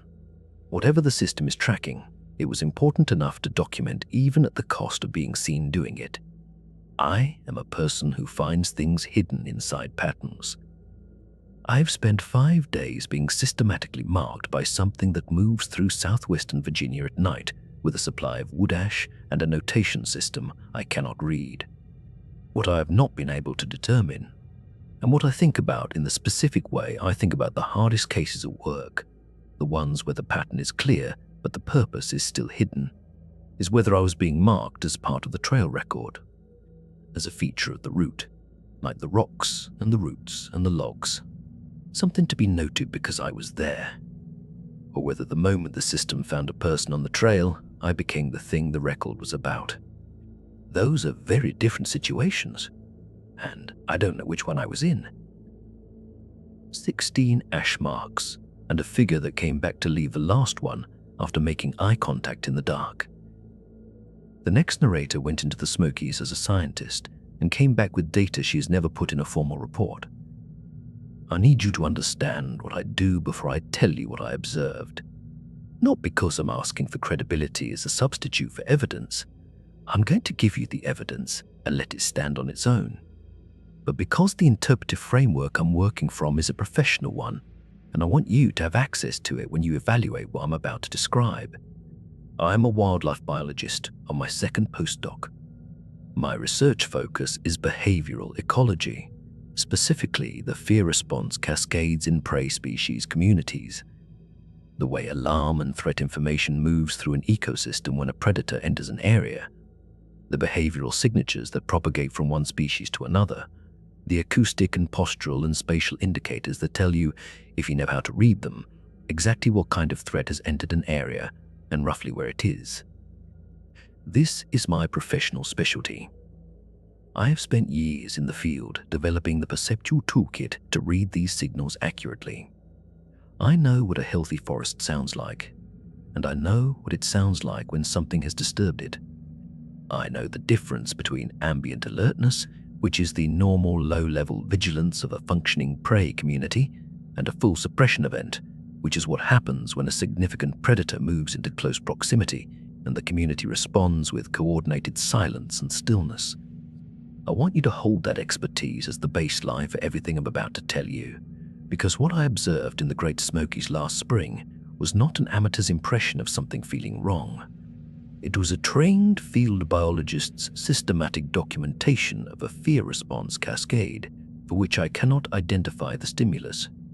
And that absence of an identifiable stimulus is the most disturbing thing in this account, because in my professional experience, fear responses at the scale and duration I observed do not occur without a cause that can be found if you look carefully enough. I haven't found it, and I have looked carefully enough. 2 weeks in the Smokies. The first week was formal fieldwork, data collection, camera trap checks, standard protocol. The second week, I took as personal time, a solo section of the AT heading northeast through a quiet stretch of the park. I do this occasionally when the fieldwork portion of a trip allows. Walking the same landscape I've been working in but without the professional structure, without data collection obligations, just moving through it as a person. It gives me a different kind of attention to the place. What I noticed on the second day of that personal stretch was not a figure, It was not a sound. It was not a mark on a tree or a structure out of place or any of the things that register as anomalous to a person moving through the backcountry for the first time. It was the birds. Late morning, mid-May. That is peak songbird activity time in the mixed hardwood forest of the southern Appalachians. The acoustic environment of a healthy eastern forest in May is a layered, complex, continuous thing. Thrushes, warblers, vireos, the percussive background of woodpeckers, the higher frequencies of warblers working the canopy, the mid-range calls of the understory species, all of it running simultaneously in a texture that I can read the way other people read text on a page.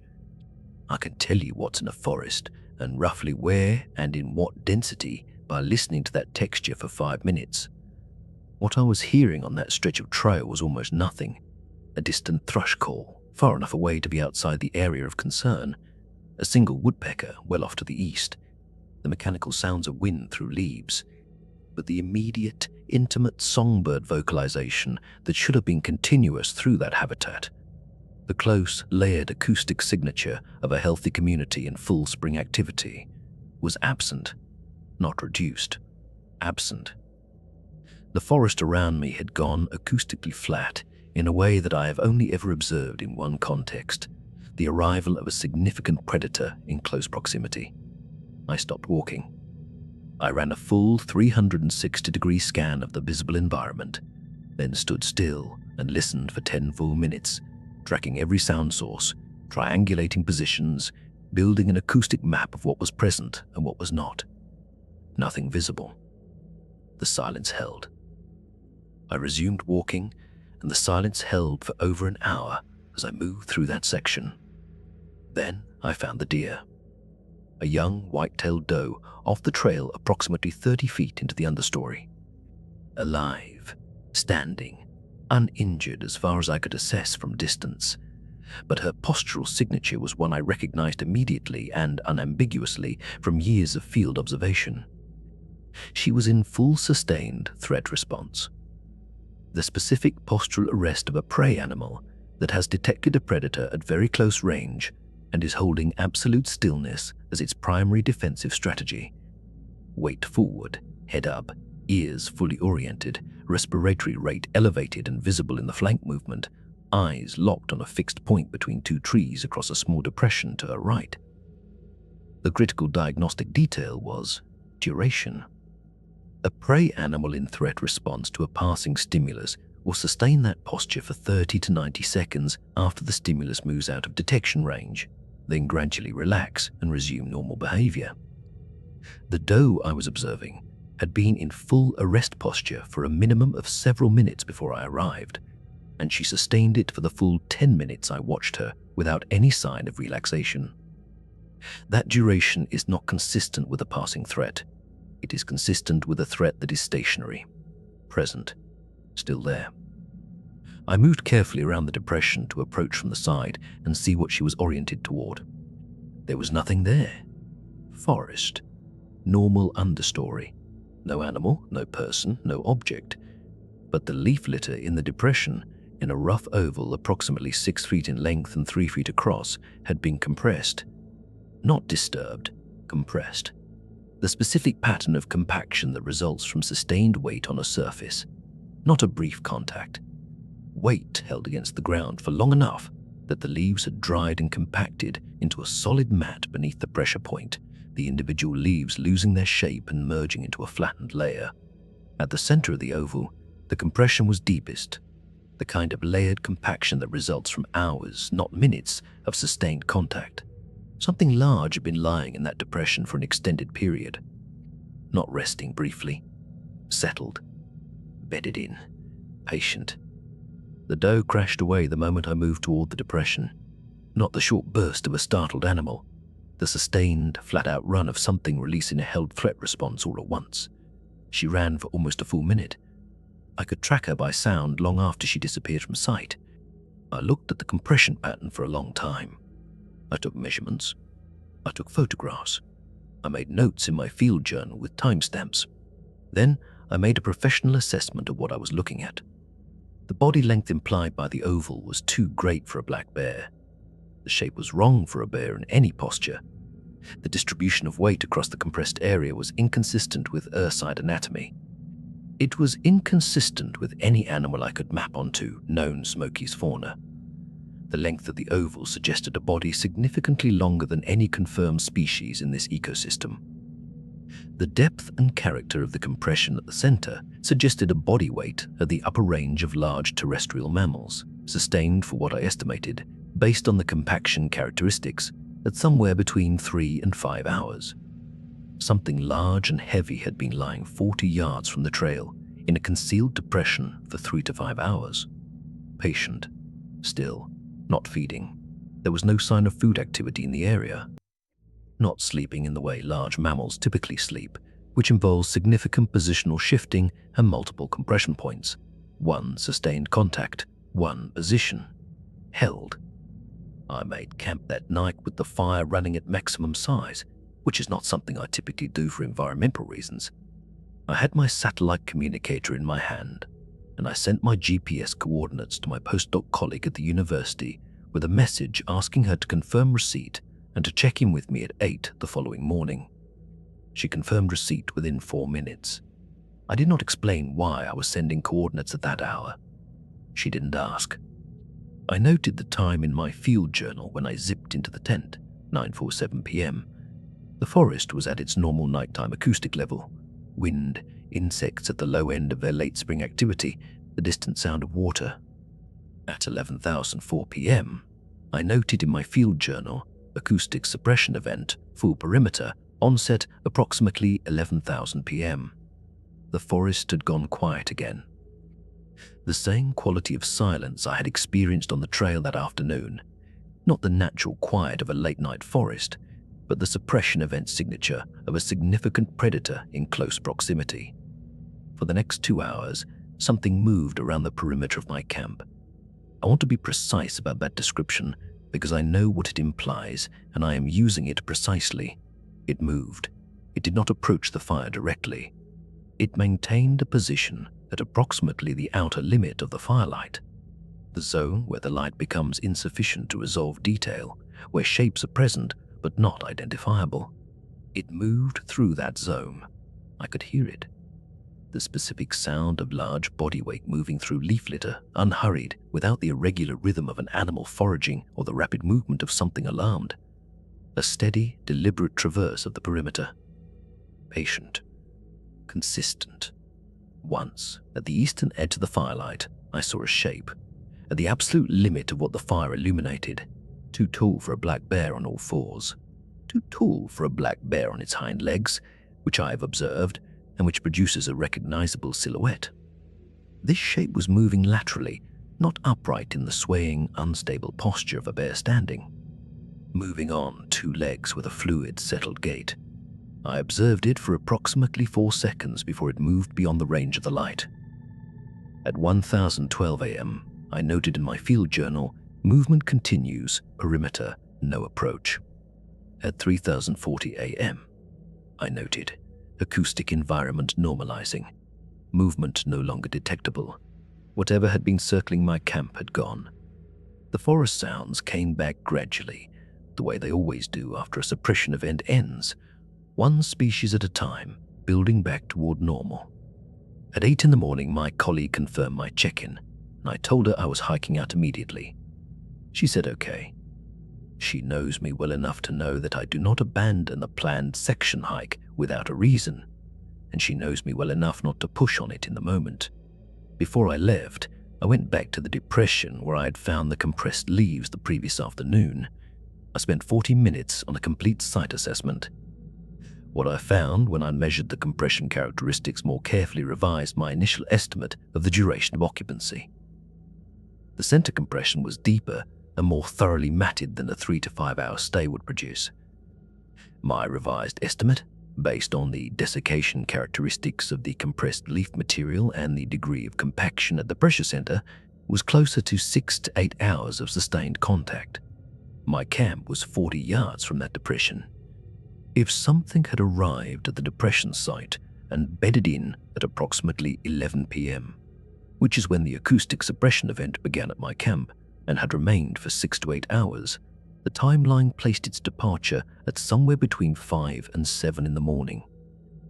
Whatever bedded in that depression 40 yards from my tent arrived when the forest went quiet at 11 and stayed until sometime before dawn. 6 to 8 hours. Stationary, patient, not approaching, not making itself known, not doing anything that I could interpret as threatening or communicative or purposeful in any way I have a category for. Just present, 40 yards away, for the whole night. I filed a formal incident report with the Park Service 3 days after I got home. I listed my credentials in full. I described every observation in field-appropriate language, with timestamps from my field journal, with GPS coordinates for both the depression site and my camp location, with my professional assessment of the compression characteristics and what they implied about body size and duration of occupancy. I submitted the photographs. The response I received 3 weeks later stated that Park Service personnel had reviewed my report and noted no confirmed large carnivore activity in the relevant sector during the relevant period. No confirmed. That qualifier. I've written and submitted dozens of field reports in my career. I know what careful institutional language looks like, and I know what it's protecting when it appears. No confirmed does not mean no. It means no confirmation. It means the evidence was reviewed and a determination was made that confirmation was not possible or not appropriate. Those are different things. Here is what I did not include in the formal report, and what I have not told my graduate students, and what I have told only 2 people in the 18 months since that trip. When I was completing the site assessment at the depression before hiking out, I found something at the edge of the compressed oval that I had missed the previous afternoon. At the northern end of the oval, where the body would have been oriented if it was lying with its head toward my camp, the leaf litter had been disturbed in a different way from the rest of the compression pattern. Not the flat compaction of sustained body weight, a shallower, more granular disturbance, extending about 18 inches beyond the edge of the oval in a narrow band. The disturbance pattern was consistent with an elbow, with an arm extended forward from a prone position, with something lying on its front with one arm reaching forward, resting on the ground ahead of it, pointed in the direction of my camp. I have looked at my photographs of that disturbance pattern many times. I have shown them to one colleague whose judgment I trust completely. She looked at them for a long time without saying anything, then said, "That's not a foraging mark." I know it's not a foraging mark. I know exactly what it is consistent with. I have not been able to bring myself to write it in a formal document, which is why it wasn't in the report. Because once you write it down in professional language with your credentials attached to it, it becomes a claim. And a claim requires a conclusion that I am not ready to put my name to. What I will say here, in this context, with the understanding that this is a personal account rather than a scientific document, is this. Something lay 40 yards from my tent for 6 to 8 hours. It lay with its head oriented toward my camp. It extended one arm forward in the direction of my shelter. It did not approach. It did not make itself known. It watched, if watching is the right word, with a patience and a stillness that I associate professionally with large predators in the final stage of assessment before a decision is made. No decision was made. Or a decision was made, and the outcome was to leave before dawn without contact. I don't know which of those is true. I have thought about it for 18 months, and I am no closer to an answer than I was the morning I hiked out with my field journal in my hand and my satellite communicator clipped to my chest strap. What I know is that whatever was in that depression had been there before I arrived, had been using that hollow as a resting place based on the depth of the compaction on a repeated basis. My presence in the area, my camp, my fire, my existence 40 yards away, was known to it from the moment I stopped moving for the night, and it made a choice about what to do with that knowledge. It chose to stay. It chose to watch. It chose, when the night ended, to leave. I have never told my graduate students this story. I tell them everything else. Every anomaly, every data point that resists the model, every observation that made me question my assumptions. I tell them that the job is to stay curious about the things that don't make sense. that the unexplained observation is not a failure of science, but an invitation to better science. This one I keep to myself. Not because I think it should be hidden, but because I think there is a difference between an observation that invites further inquiry and an observation that deserves, for now, to be left in the dark where it lives, to be respected rather than categorized, to be held at the distance from which it is still possible to think about it without the thinking itself becoming something you can't manage. Some data points are not ready to be hypotheses yet. This is one of them. A biologist who knows how to read every signal a forest produces, watching an arm-shaped disturbance in the leaf litter pointing toward her tent. The last account comes from a man who spent 30 years in these mountains thinking he knew everything within 400 yards of his stand. He was wrong about that for all 30 of them. I run a small auto repair shop outside of Iron Oak. I've been hunting and hiking the Virginia mountains since I was a teenager, 30 years of it, give or take. I want to be upfront about who I am before I tell you this, because the kind of person I am is relevant to the weight I'm giving this experience and to the fact that I'm talking about it at all. I am not a person who believes in things he can't see and touch and verify. That's not a philosophical position I arrived at through deliberation. It's just how I'm built. I fix engines. I diagnose problems by examining evidence and eliminating possibilities until one answer remains, and then I act on that answer. I've never had a professional reason to entertain things that can't be demonstrated, and I've never had a personal reason either until 3 years ago. This is the one experience in my life that I cannot account for using the tools I have. I've spent 3 years trying. I've built every alternative explanation I can construct, and I've taken each one apart on the same specific details. The details win every time, and the details are what I'm going to give you. It was a hunting trip. That distinction matters, and I want to explain why. When you're hiking, you're moving through the woods at a pace and a volume that positions you as a feature of the environment. Birds adjust, squirrels adjust, deer relocate.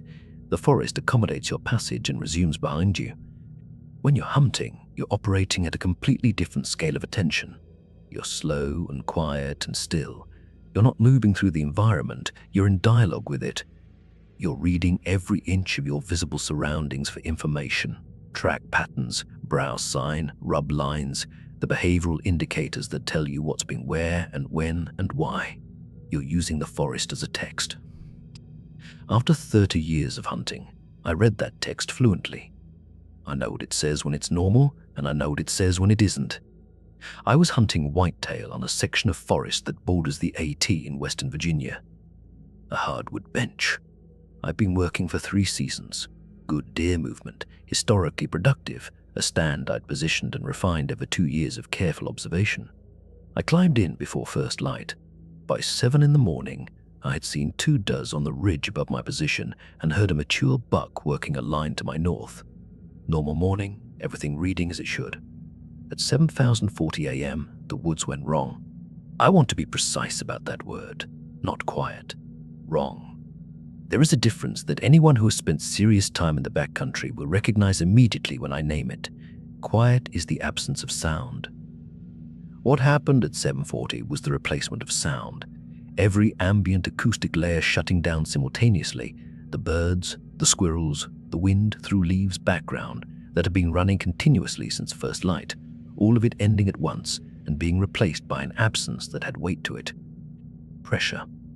The specific quality of a soundscape that has been actively suppressed rather than one that was never there to begin with. Every experienced hunter knows this phenomenon. It means something significant has moved into the area. I have felt it with black bears, with coyotes, on one occasion with what I'm nearly certain was a mountain lion passing through. The response in the forest community is the same every time. A full suppression event, rapid and total, all species going still and quiet simultaneously. The difference between those previous experiences and what happened at 7,040 on that ridge is this. With bears and coyotes and mountain lions, you usually hear the displacement before the silence. You hear something coming. brush movement, leaf compression, the sounds of a large body moving through undergrowth. The silence follows the approach. This silence arrived first, before any sound of approach, before any indication of what was coming. The forest shut down, and then, into that silence, something arrived. I sat without moving and barely breathing for 20 minutes. The silence held absolutely, the way it only holds when the thing that caused it is still present and still close. Then something came through the forest below my stand. I'm going to tell you exactly what I saw, and I'm going to use the most precise language I have for it, because I know the implications of imprecision here, and I'm not willing to be imprecise. It walked on 2 legs, moving through the understory on a heading of roughly northwest, passing through my field of view through the gaps in the brush and the spacing between trees. I tracked it for approximately 40 seconds, long enough to make a confident observation of its primary characteristics. It was large, not in width, but in height and in the length of its stride. The stride interval was long enough to be immediately notable against the tree spacing. Each step covered more ground than I was accounting for when I first registered it as moving. The gait was fluid and unhurried, the specific confidence of something that has been crossing this terrain for a very long time and has no reason to be cautious about anything in it. It moved through the understory without the brush noise that a large animal of that apparent mass should produce. Not total silence. I could hear the contact of its movement with the ground, but far quieter than the visual mass suggested it should be. It did not look up. It showed no sign of detecting me in the stand above it. It moved through my field of view on its northwest heading, and it was gone. 40 seconds, and then the understory closed back over the space it had occupied, and there was nothing there. I did not raise my rifle. I want to be honest about that, and I want to try to explain it accurately. It was not fear exactly that stopped me. It was something more fundamental. The same mechanism that makes you not raise your hand to catch something that isn't a ball, even though the motion is available to you. The automatic systems that govern response were evaluating what I was looking at and coming back with a result that meant the rifle was not the appropriate tool. I had no framework for what the appropriate tool was. I had no framework for what the appropriate response was at all. I sat in the stand and I watched it go, and I did nothing. The forest didn't restart immediately. Maybe 10 minutes after it passed, one bird, then another. Then the acoustic environment building back up, layer by layer, the way it does after a suppression event ends. I sat in the stand until noon. I never do that. I was running the memory back, checking it against every alternative I had access to, looking for the version that held.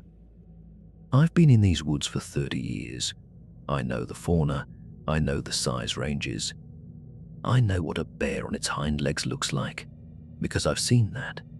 And I know the difference between that and what I watched move through the understory below my stand that morning. I climbed down at noon and checked the area below the stand. The leaf litter on the ground had been compressed at intervals consistent with the stride I had observed. Not tracks in any traditional sense, not defined impressions, but areas of compression where weight had contacted the ground, spaced further apart than any bipedal animal I had documentation for in this region. I found no definitive track.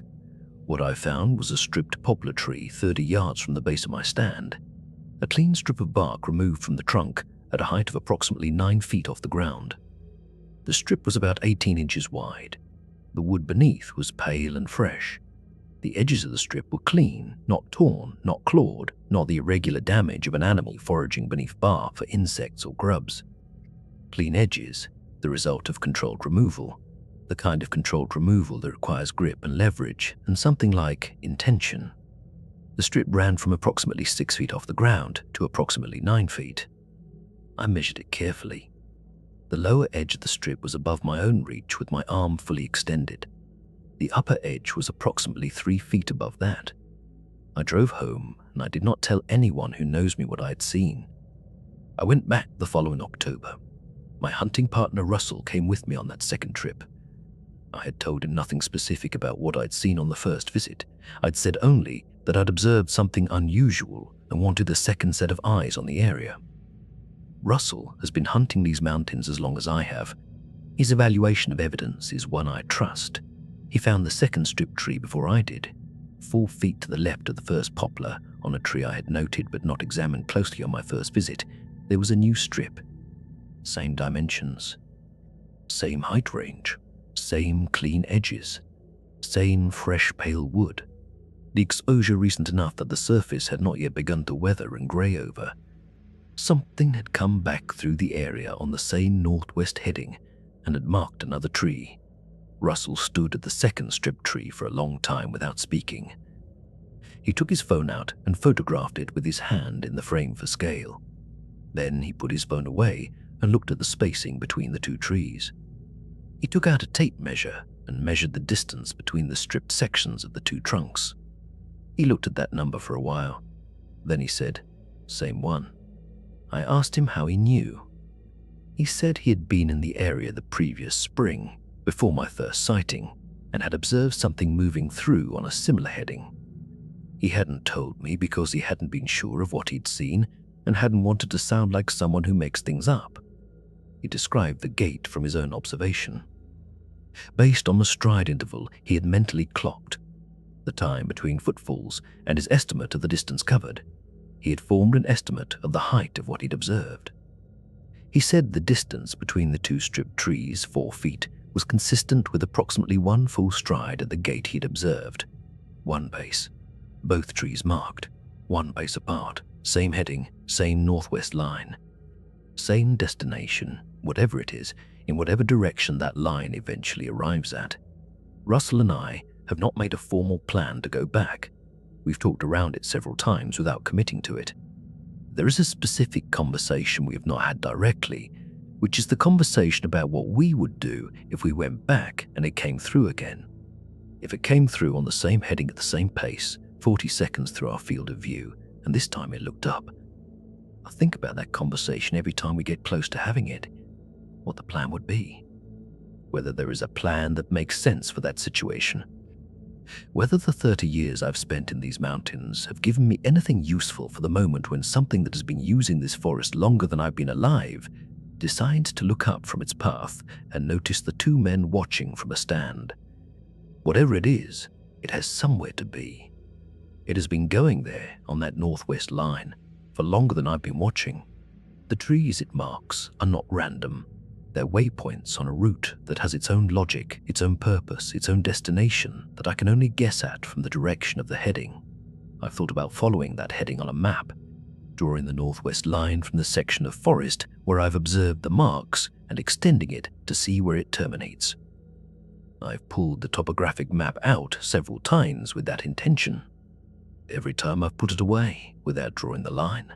Some destinations you don't need to know about. And some things that have been walking towards somewhere for 30 years or 60 years or longer than that deserve to get there without anyone following them to see where they end up. I think I'm going to leave it at that.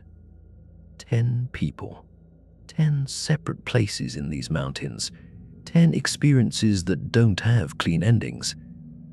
What stays with me, working through these accounts, is not any single event, not the water bottles arranged on the ground, not the voice through the tent wall, not the ash circles on the rainfly. What stays with me is the cumulative weight of what all 10 of these people described without coordinating with each other. The specific sensation of being present in a place that has its own life, its own logic, its own population of things that operate on schedules and routes and purposes that have nothing to do with the people walking through. Something in these mountains is going about its business. It marks trees and trails and tents. It circles camps and delivers reports and beds down 40 yards from a fire for 6 hours and leaves before dawn. It has been doing this, whatever this is, for longer than any of us have been watching. Here is what I want to ask you before you close this out. Not what scared you most, not which story you liked best. This: have you ever been somewhere remote? A trail, a campsite, a stretch of backcountry you chose for a specific reason, and felt what these 10 people described? Not general unease, The specific sensation of being inside something that was already running before you arrived and will keep running after you leave. The feeling of being incidental to a system you can't see clearly enough to name. If that's happened to you, I want the specific detail in the comments. The one thing you noticed that didn't fit. The comment section on this channel has been building into something I didn't expect when we started. An archive of those specific details from people who went to remote places and paid close enough attention to notice what was wrong. I read all of it. I take all of it seriously. And some of what you've shared has led directly to the next set of accounts. If you're new here and you made it to the end of this one, subscribe. New files come out every week, and the ones still coming are the ones I kept finding reasons to delay. I think I've run out of reasons. The next video is on screen right now. The first story in it is the one I've been sitting on the longest. I think you're ready for it.